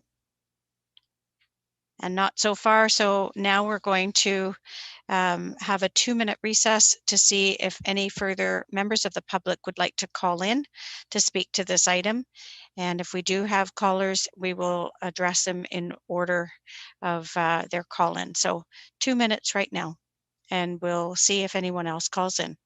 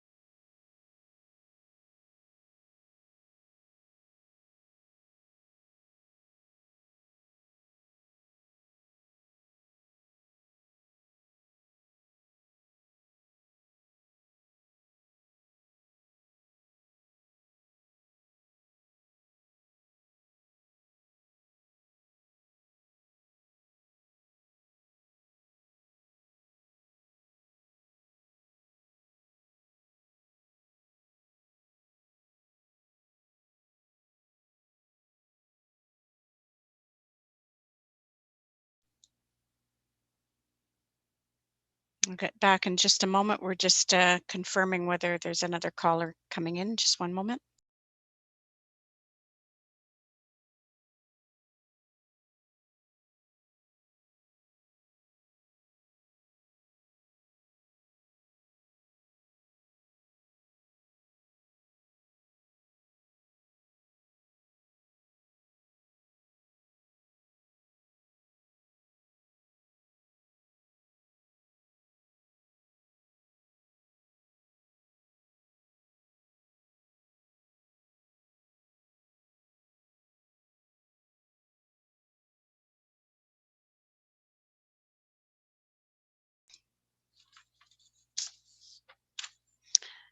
So welcome back, everyone. During our first call out, we received 2 delegates requesting to speak to this public meeting during our short break. So I'm going to ask for your patience as we contact each delegate in the order that they've called in. So our first delegate that's called in to speak to this public meeting number 2 is Oliver Kopachinski. So I'll ask that we get Oliver on the line.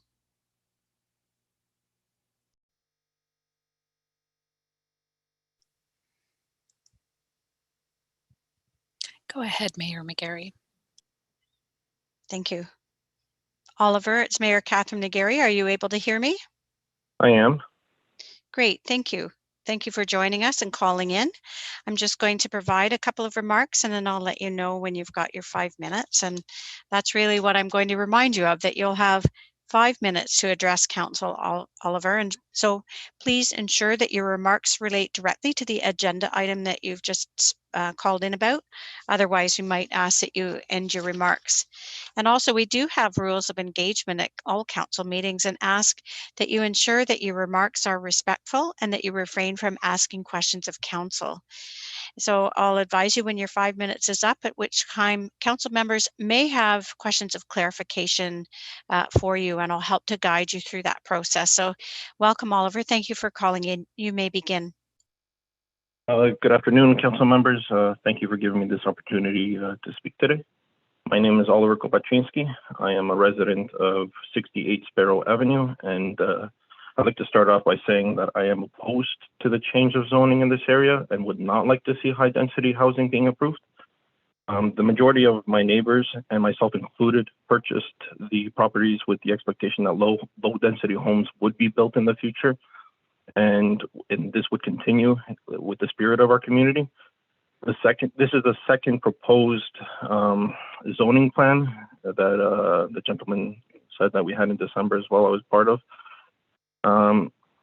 And I fear many of us would have to sell our homes, which we invested much time and much money into making a long-term dwelling, if these rezoning proposals get approved. In my opinion, we already experience high traffic conditions off of Franklin and Main, and the addition of high-density homes will further exacerbate this problem. I believe that an unreasonable amount of traffic will flow through our already narrow inner streets, creating safety concerns for the special needs children in our community. I'm also concerned about the density in our local parks. Currently, there is limited space for children to play, and with the addition of 204 dwellings, it will only get worse. I would like to know what happens to the people that pay for premium lots on the north side of Sparrow, and with the potential problem with privacy as a result of townhomes towering over their homes. I would like to see a plan to accommodate runoff water after the current stormwater management pond is removed and the possible impact this may cause to current residents. I will just close by saying there seems to be a continuing trend to try to fit many people in very little space at the expense of current residents. And I thank you again for letting me speak, and I yield my time. Thank you very much, Oliver, for calling in. So if you'll just stay on the line here, I'll just look to members of council to see if they have any questions of clarification for you. Sure.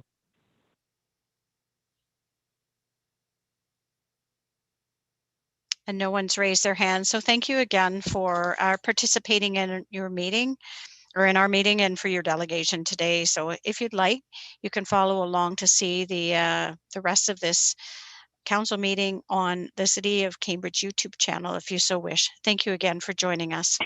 Thank you. Bye-bye. So we'll move ahead now to the next delegation who has called in to speak to this for public meeting number 2, and that's Ed Novoa. So we'll take a couple of minutes to get our delegate on the line.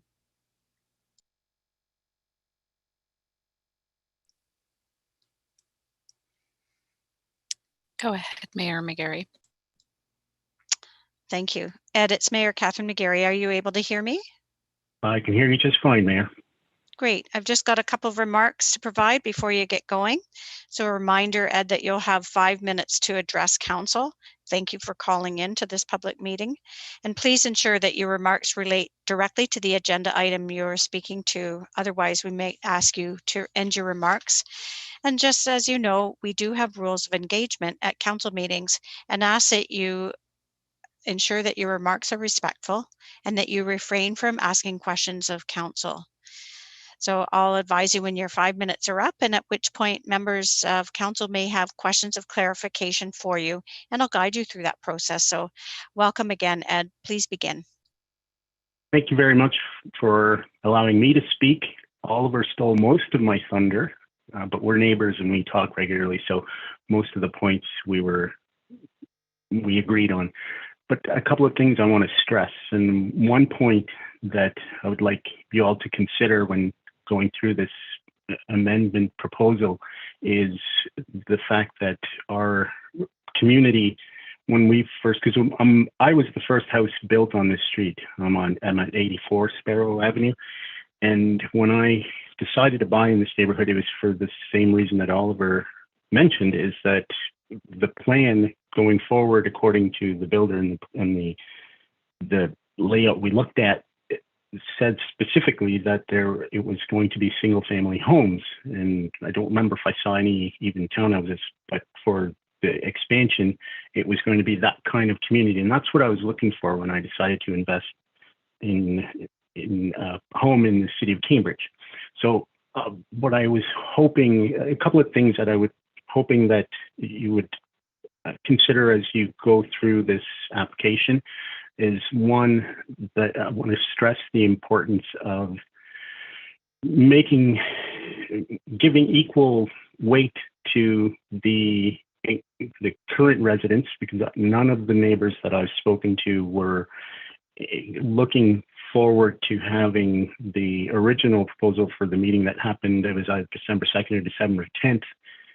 So none of the neighbors were happy about that, and a lot of them showed up to the meeting prior.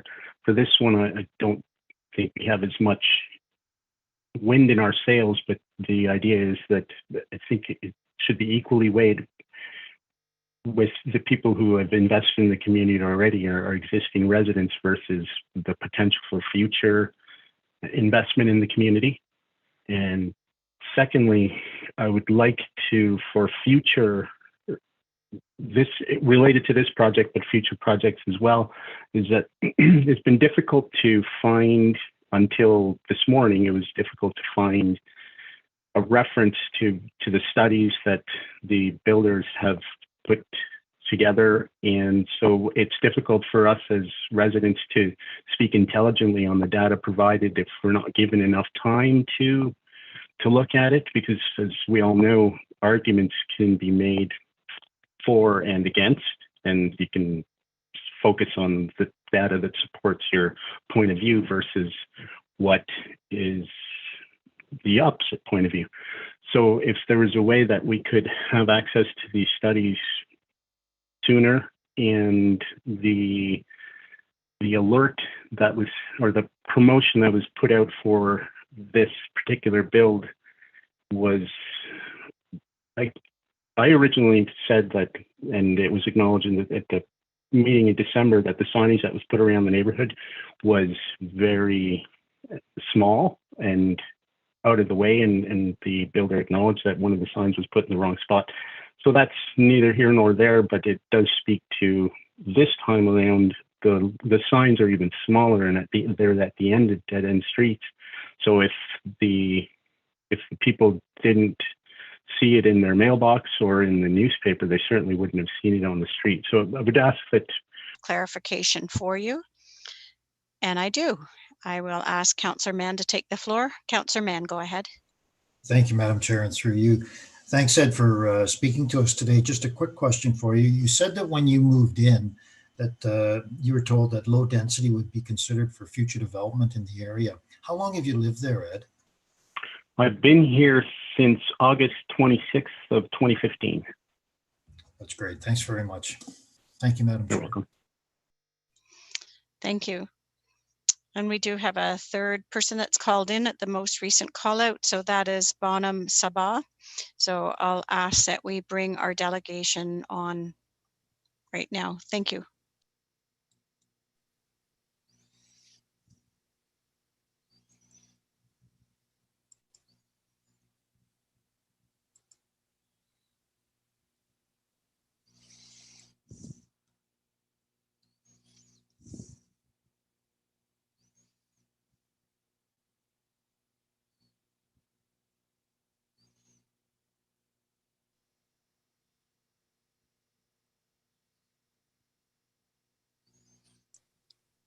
Go ahead, Mayor McGarry. Thank you. Bonham, can you hear me? It's Catherine McGarry. Hi there, how are you? Great. Thank you for calling in. If you would just give me a couple of minutes for remarks, and then I'll get you going here.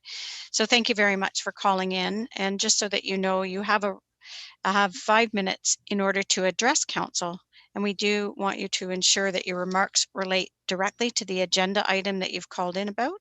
Otherwise, we might ask you end your remarks.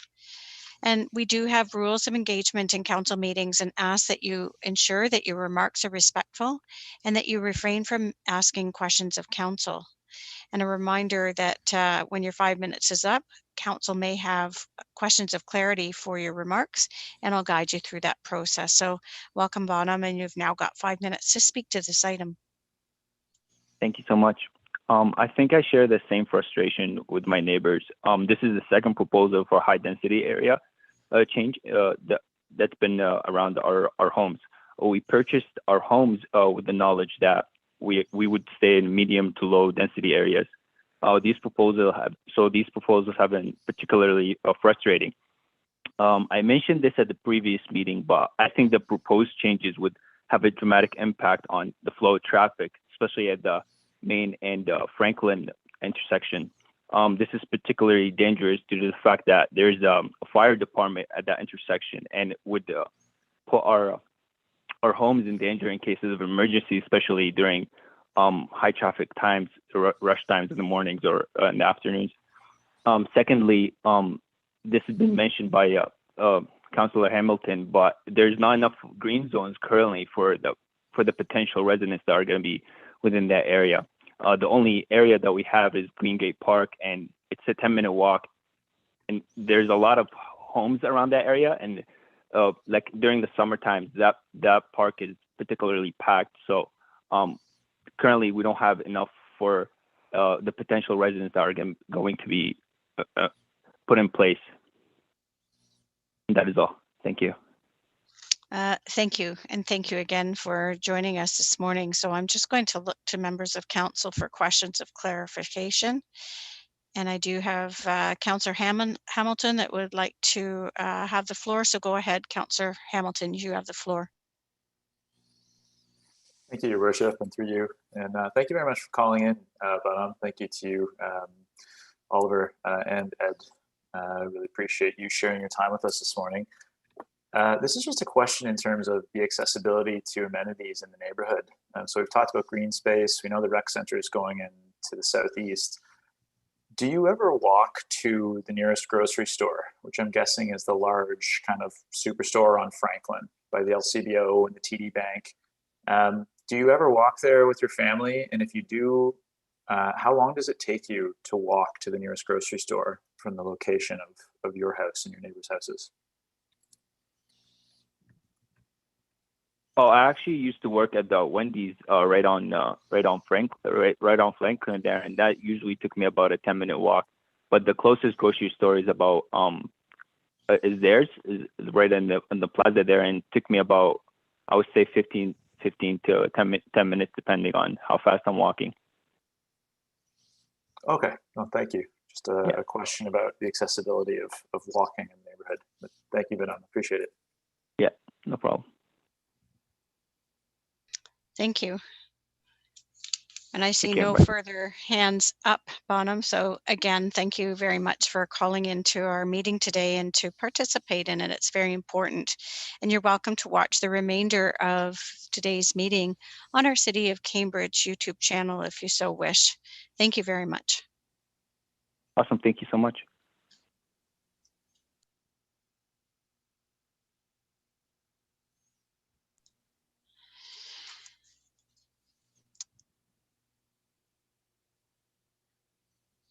Thank you. As noted, in order to ensure that all those wishing to speak to our public meeting today have the opportunity to do so, I'm going to call for a brief 5-minute recess to allow one more opportunity for members of the public to phone in and speak to Statutory Public Meeting Report 1005, 1045, 1085, and part of 955 Main Street Official Plan and Zoning Bylaw Amendments and Drafts Plan of Subdivision, Greengate Village Limited, and LVH Developments CM. So we'll now take a 5-minute recess where we can turn our mics and cameras off and see if there's any other further people to call in. And again, that number 519-740-4680, extension 4799. Thank you.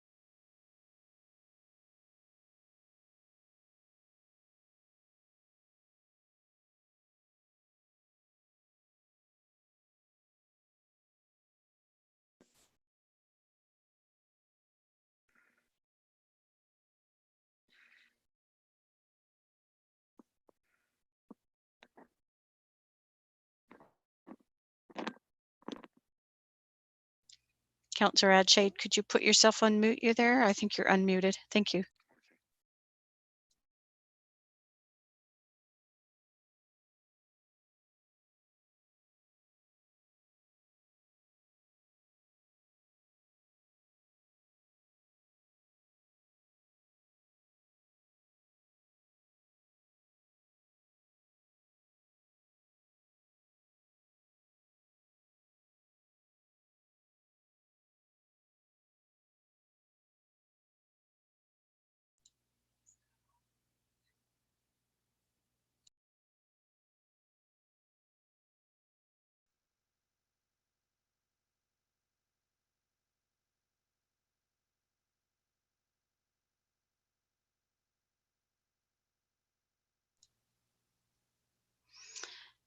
Thank you and welcome back. We have received one delegate requesting to speak to this public meeting item during our short break.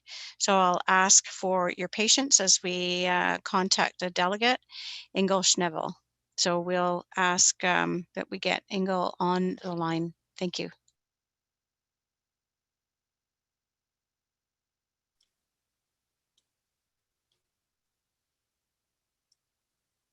Go ahead, Mayor McGarry. Thank you. Ingle, can you hear me? Yes, I can hear you. Great. Do I have your name correctly? It's Mayor Catherine McGarry. Yes, you do. Thank you. Great, thank you. I'll just provide a couple of remarks before I ask you to speak. And thank you for joining us today to speak to public meeting today. So I'm going to ask that you provide remarks for just 5 minutes to council, and just ensure that your remarks relate directly to the item that you've called in that's on our agenda today. Otherwise, we might ask that you end your remarks.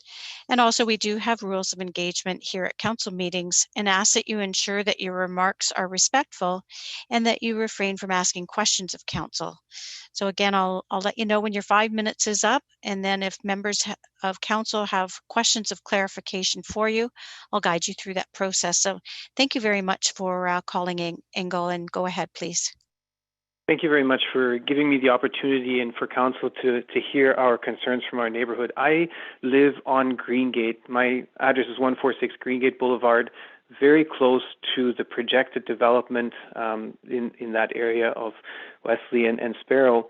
As the last meeting has been discussed, the issues, of course, that come forth is that we are a lower setting of subdivision, and when you have a high rise of 14 projected stories, it's very towering over the current and existing subdivision.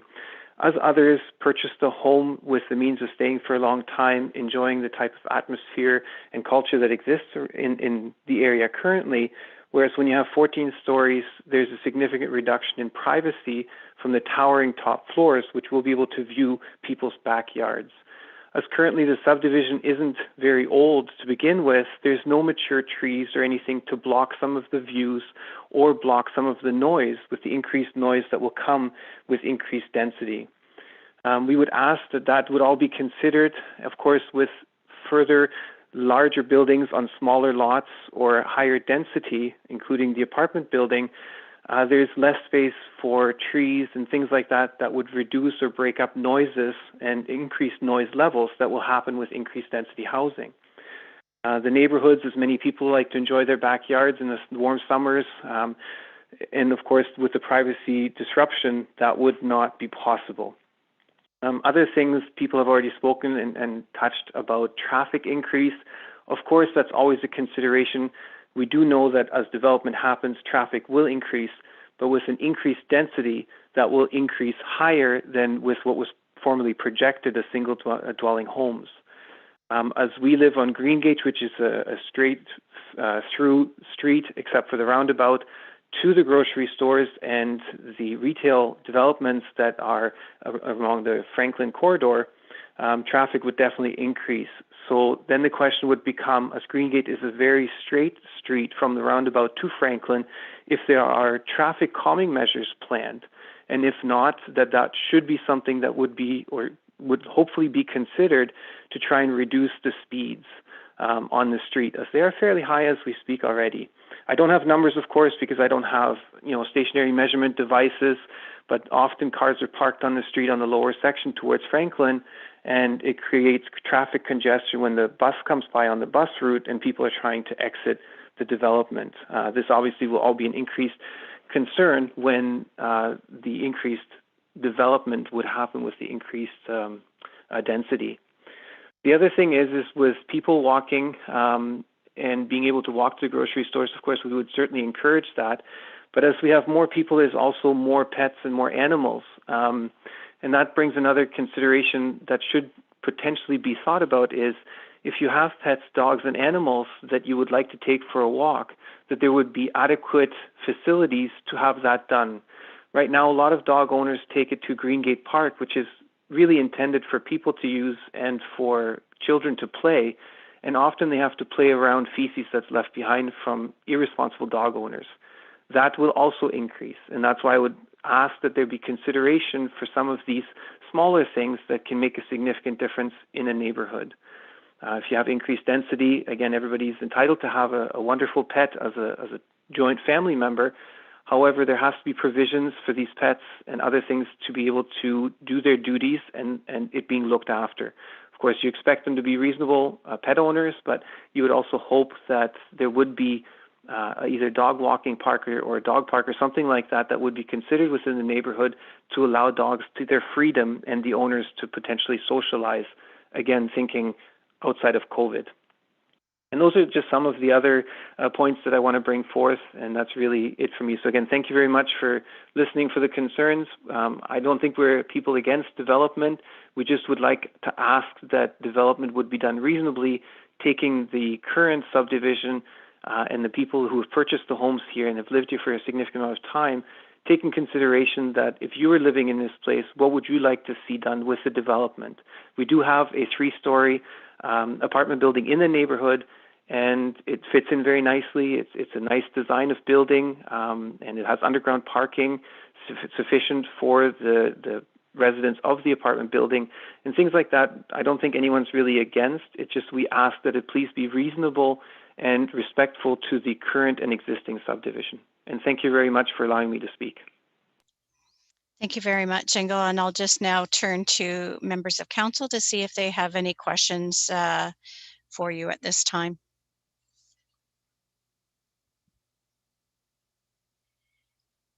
And seeing none, I wanted to thank you again, and thank you for reminding us that our furry friends that help share our lives and make them so much brighter are also captured in your comments. I think it was a nice way to round up our delegations today to say that these are people's homes. This is where we live our lives, and our furry friends are certainly part of that. So thank you for that reminder today. You may now watch the rest of the session today if you'd like to on our City of Cambridge YouTube channel. But thank you, Ingo, for your delegation today. Thank you very much, and I wish everyone a wonderful day. Bye-bye. Thank you.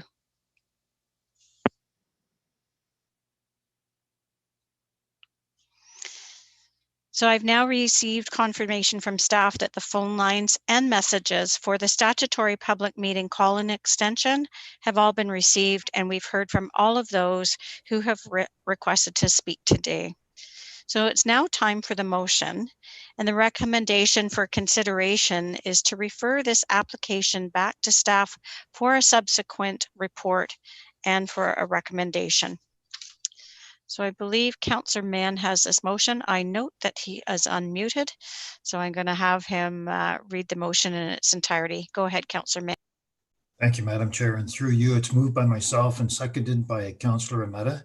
And the recommendation is that report 21-054 CD 1005, 1045, 1085, and part of 955 Main Street official plan and zoning bylaw amendments and draft plan of subdivision Greengate Village Limited and LVH developments be received, and that the applications OR 06-20 for 1005, 1045, 1085, and part of 955 Main Street be referred back to staff for a subsequent report and staff recommendation. Thank you. So now we can move to questions for staff. And so I'll ask members of council if they have questions for staff. Now's your moment. Councillor Hamilton, go ahead. You have the floor. Thank you, Your Worship. And through you, my question to staff would be if there will be any type of a public consultation or open house or some avenue in the future where we can actually collect the neighborhood together as best as possible if it's a digital medium, but just to get everyone together with the potential developer to discuss the proposal, what the neighborhood wants to see, really just to make sure that whatever is built, if anything, it matches the vision and the feel of the neighborhood that obviously so many of our community members are passionate about. So is anything like that possible, or is it in line already for the future? Thank you, Councillor. Through the Mayor, there hasn't been anything set up formally as of yet. There hasn't been any request from the applicant yet to do so. And I might defer to Victor to speak on that, but I don't believe that Victor or his clients would be opposed to having some further engagement with the neighborhood. I'll perhaps give Victor an opportunity to speak to that point before I speak to any of the process that would be associated, if that's okay with Mayor McGarry. Thank you. Okay, we'll move next to Councillor Urmeta. Councillor Urmeta. Thank you, Your Worship. Is this an appropriate time to make some comments, or are we going to be getting to that afterwards? Hang on, I don't see any other hands up, so we will now smoothly slide to comments from members of council, and you're first up. Go ahead. Thank you very much, Madam Chair, Your Worship. Just some general comments that, we heard the concerns from the residents, and, they will be reviewed as part of the process, and just some ideas, maybe if changes are made, could they look at a shorter apartment building and some stacked townhouses behind it, for example? Could that be an option? Or another option, like closer to the residents, maybe they could have a few detached homes backing onto the existing homes and then townhouses further out.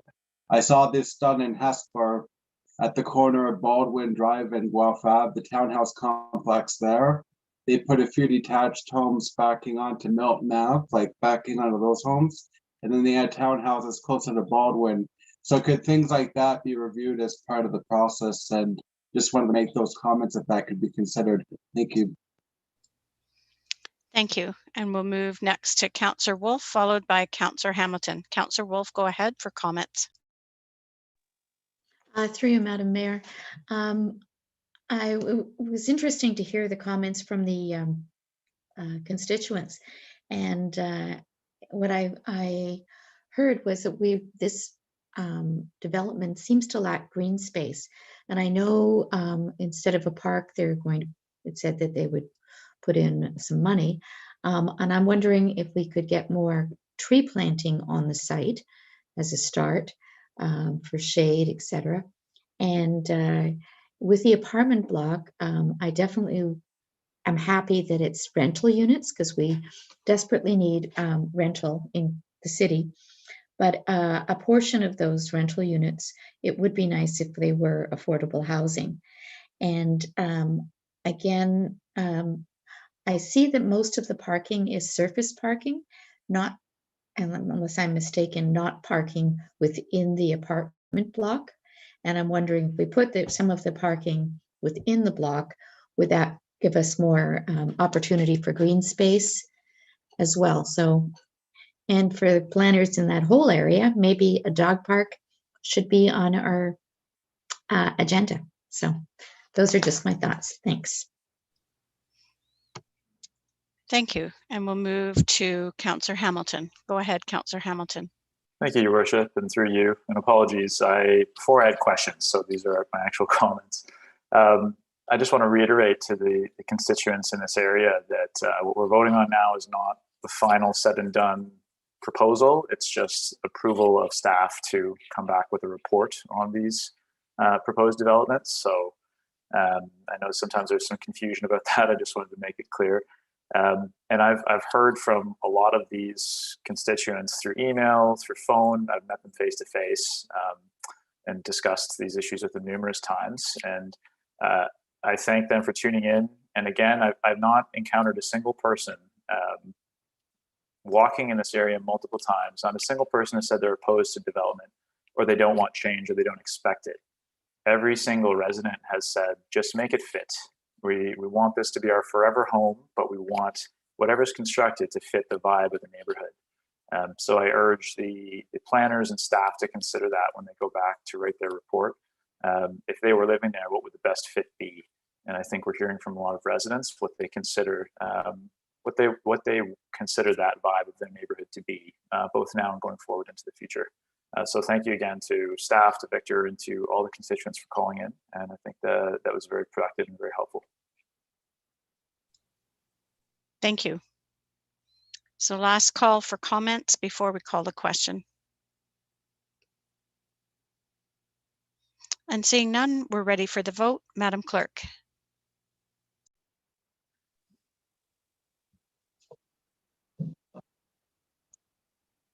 Councillor Atshade.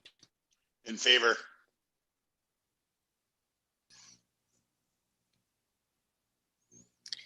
Councillor Mehta.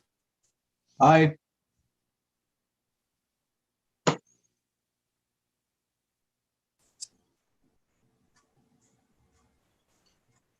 think the clerk is frozen.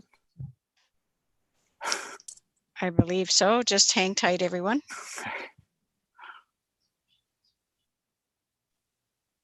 Can you hear me?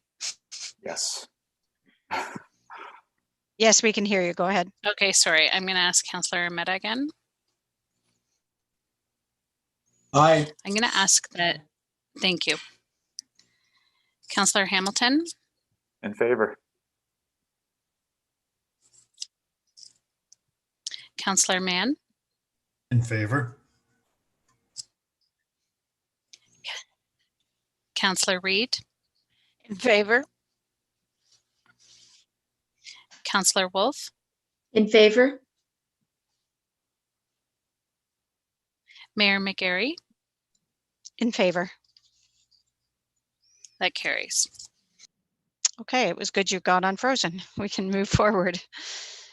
Well, thank you very much. And I now deem this public meeting closed. So at this point in our agenda, we're scheduled to take a recess, and we will reconvene here at 5 p.m. this evening for our regular special council meeting to consider the remaining items on our agenda. Thank you, Cambridge. See you this evening.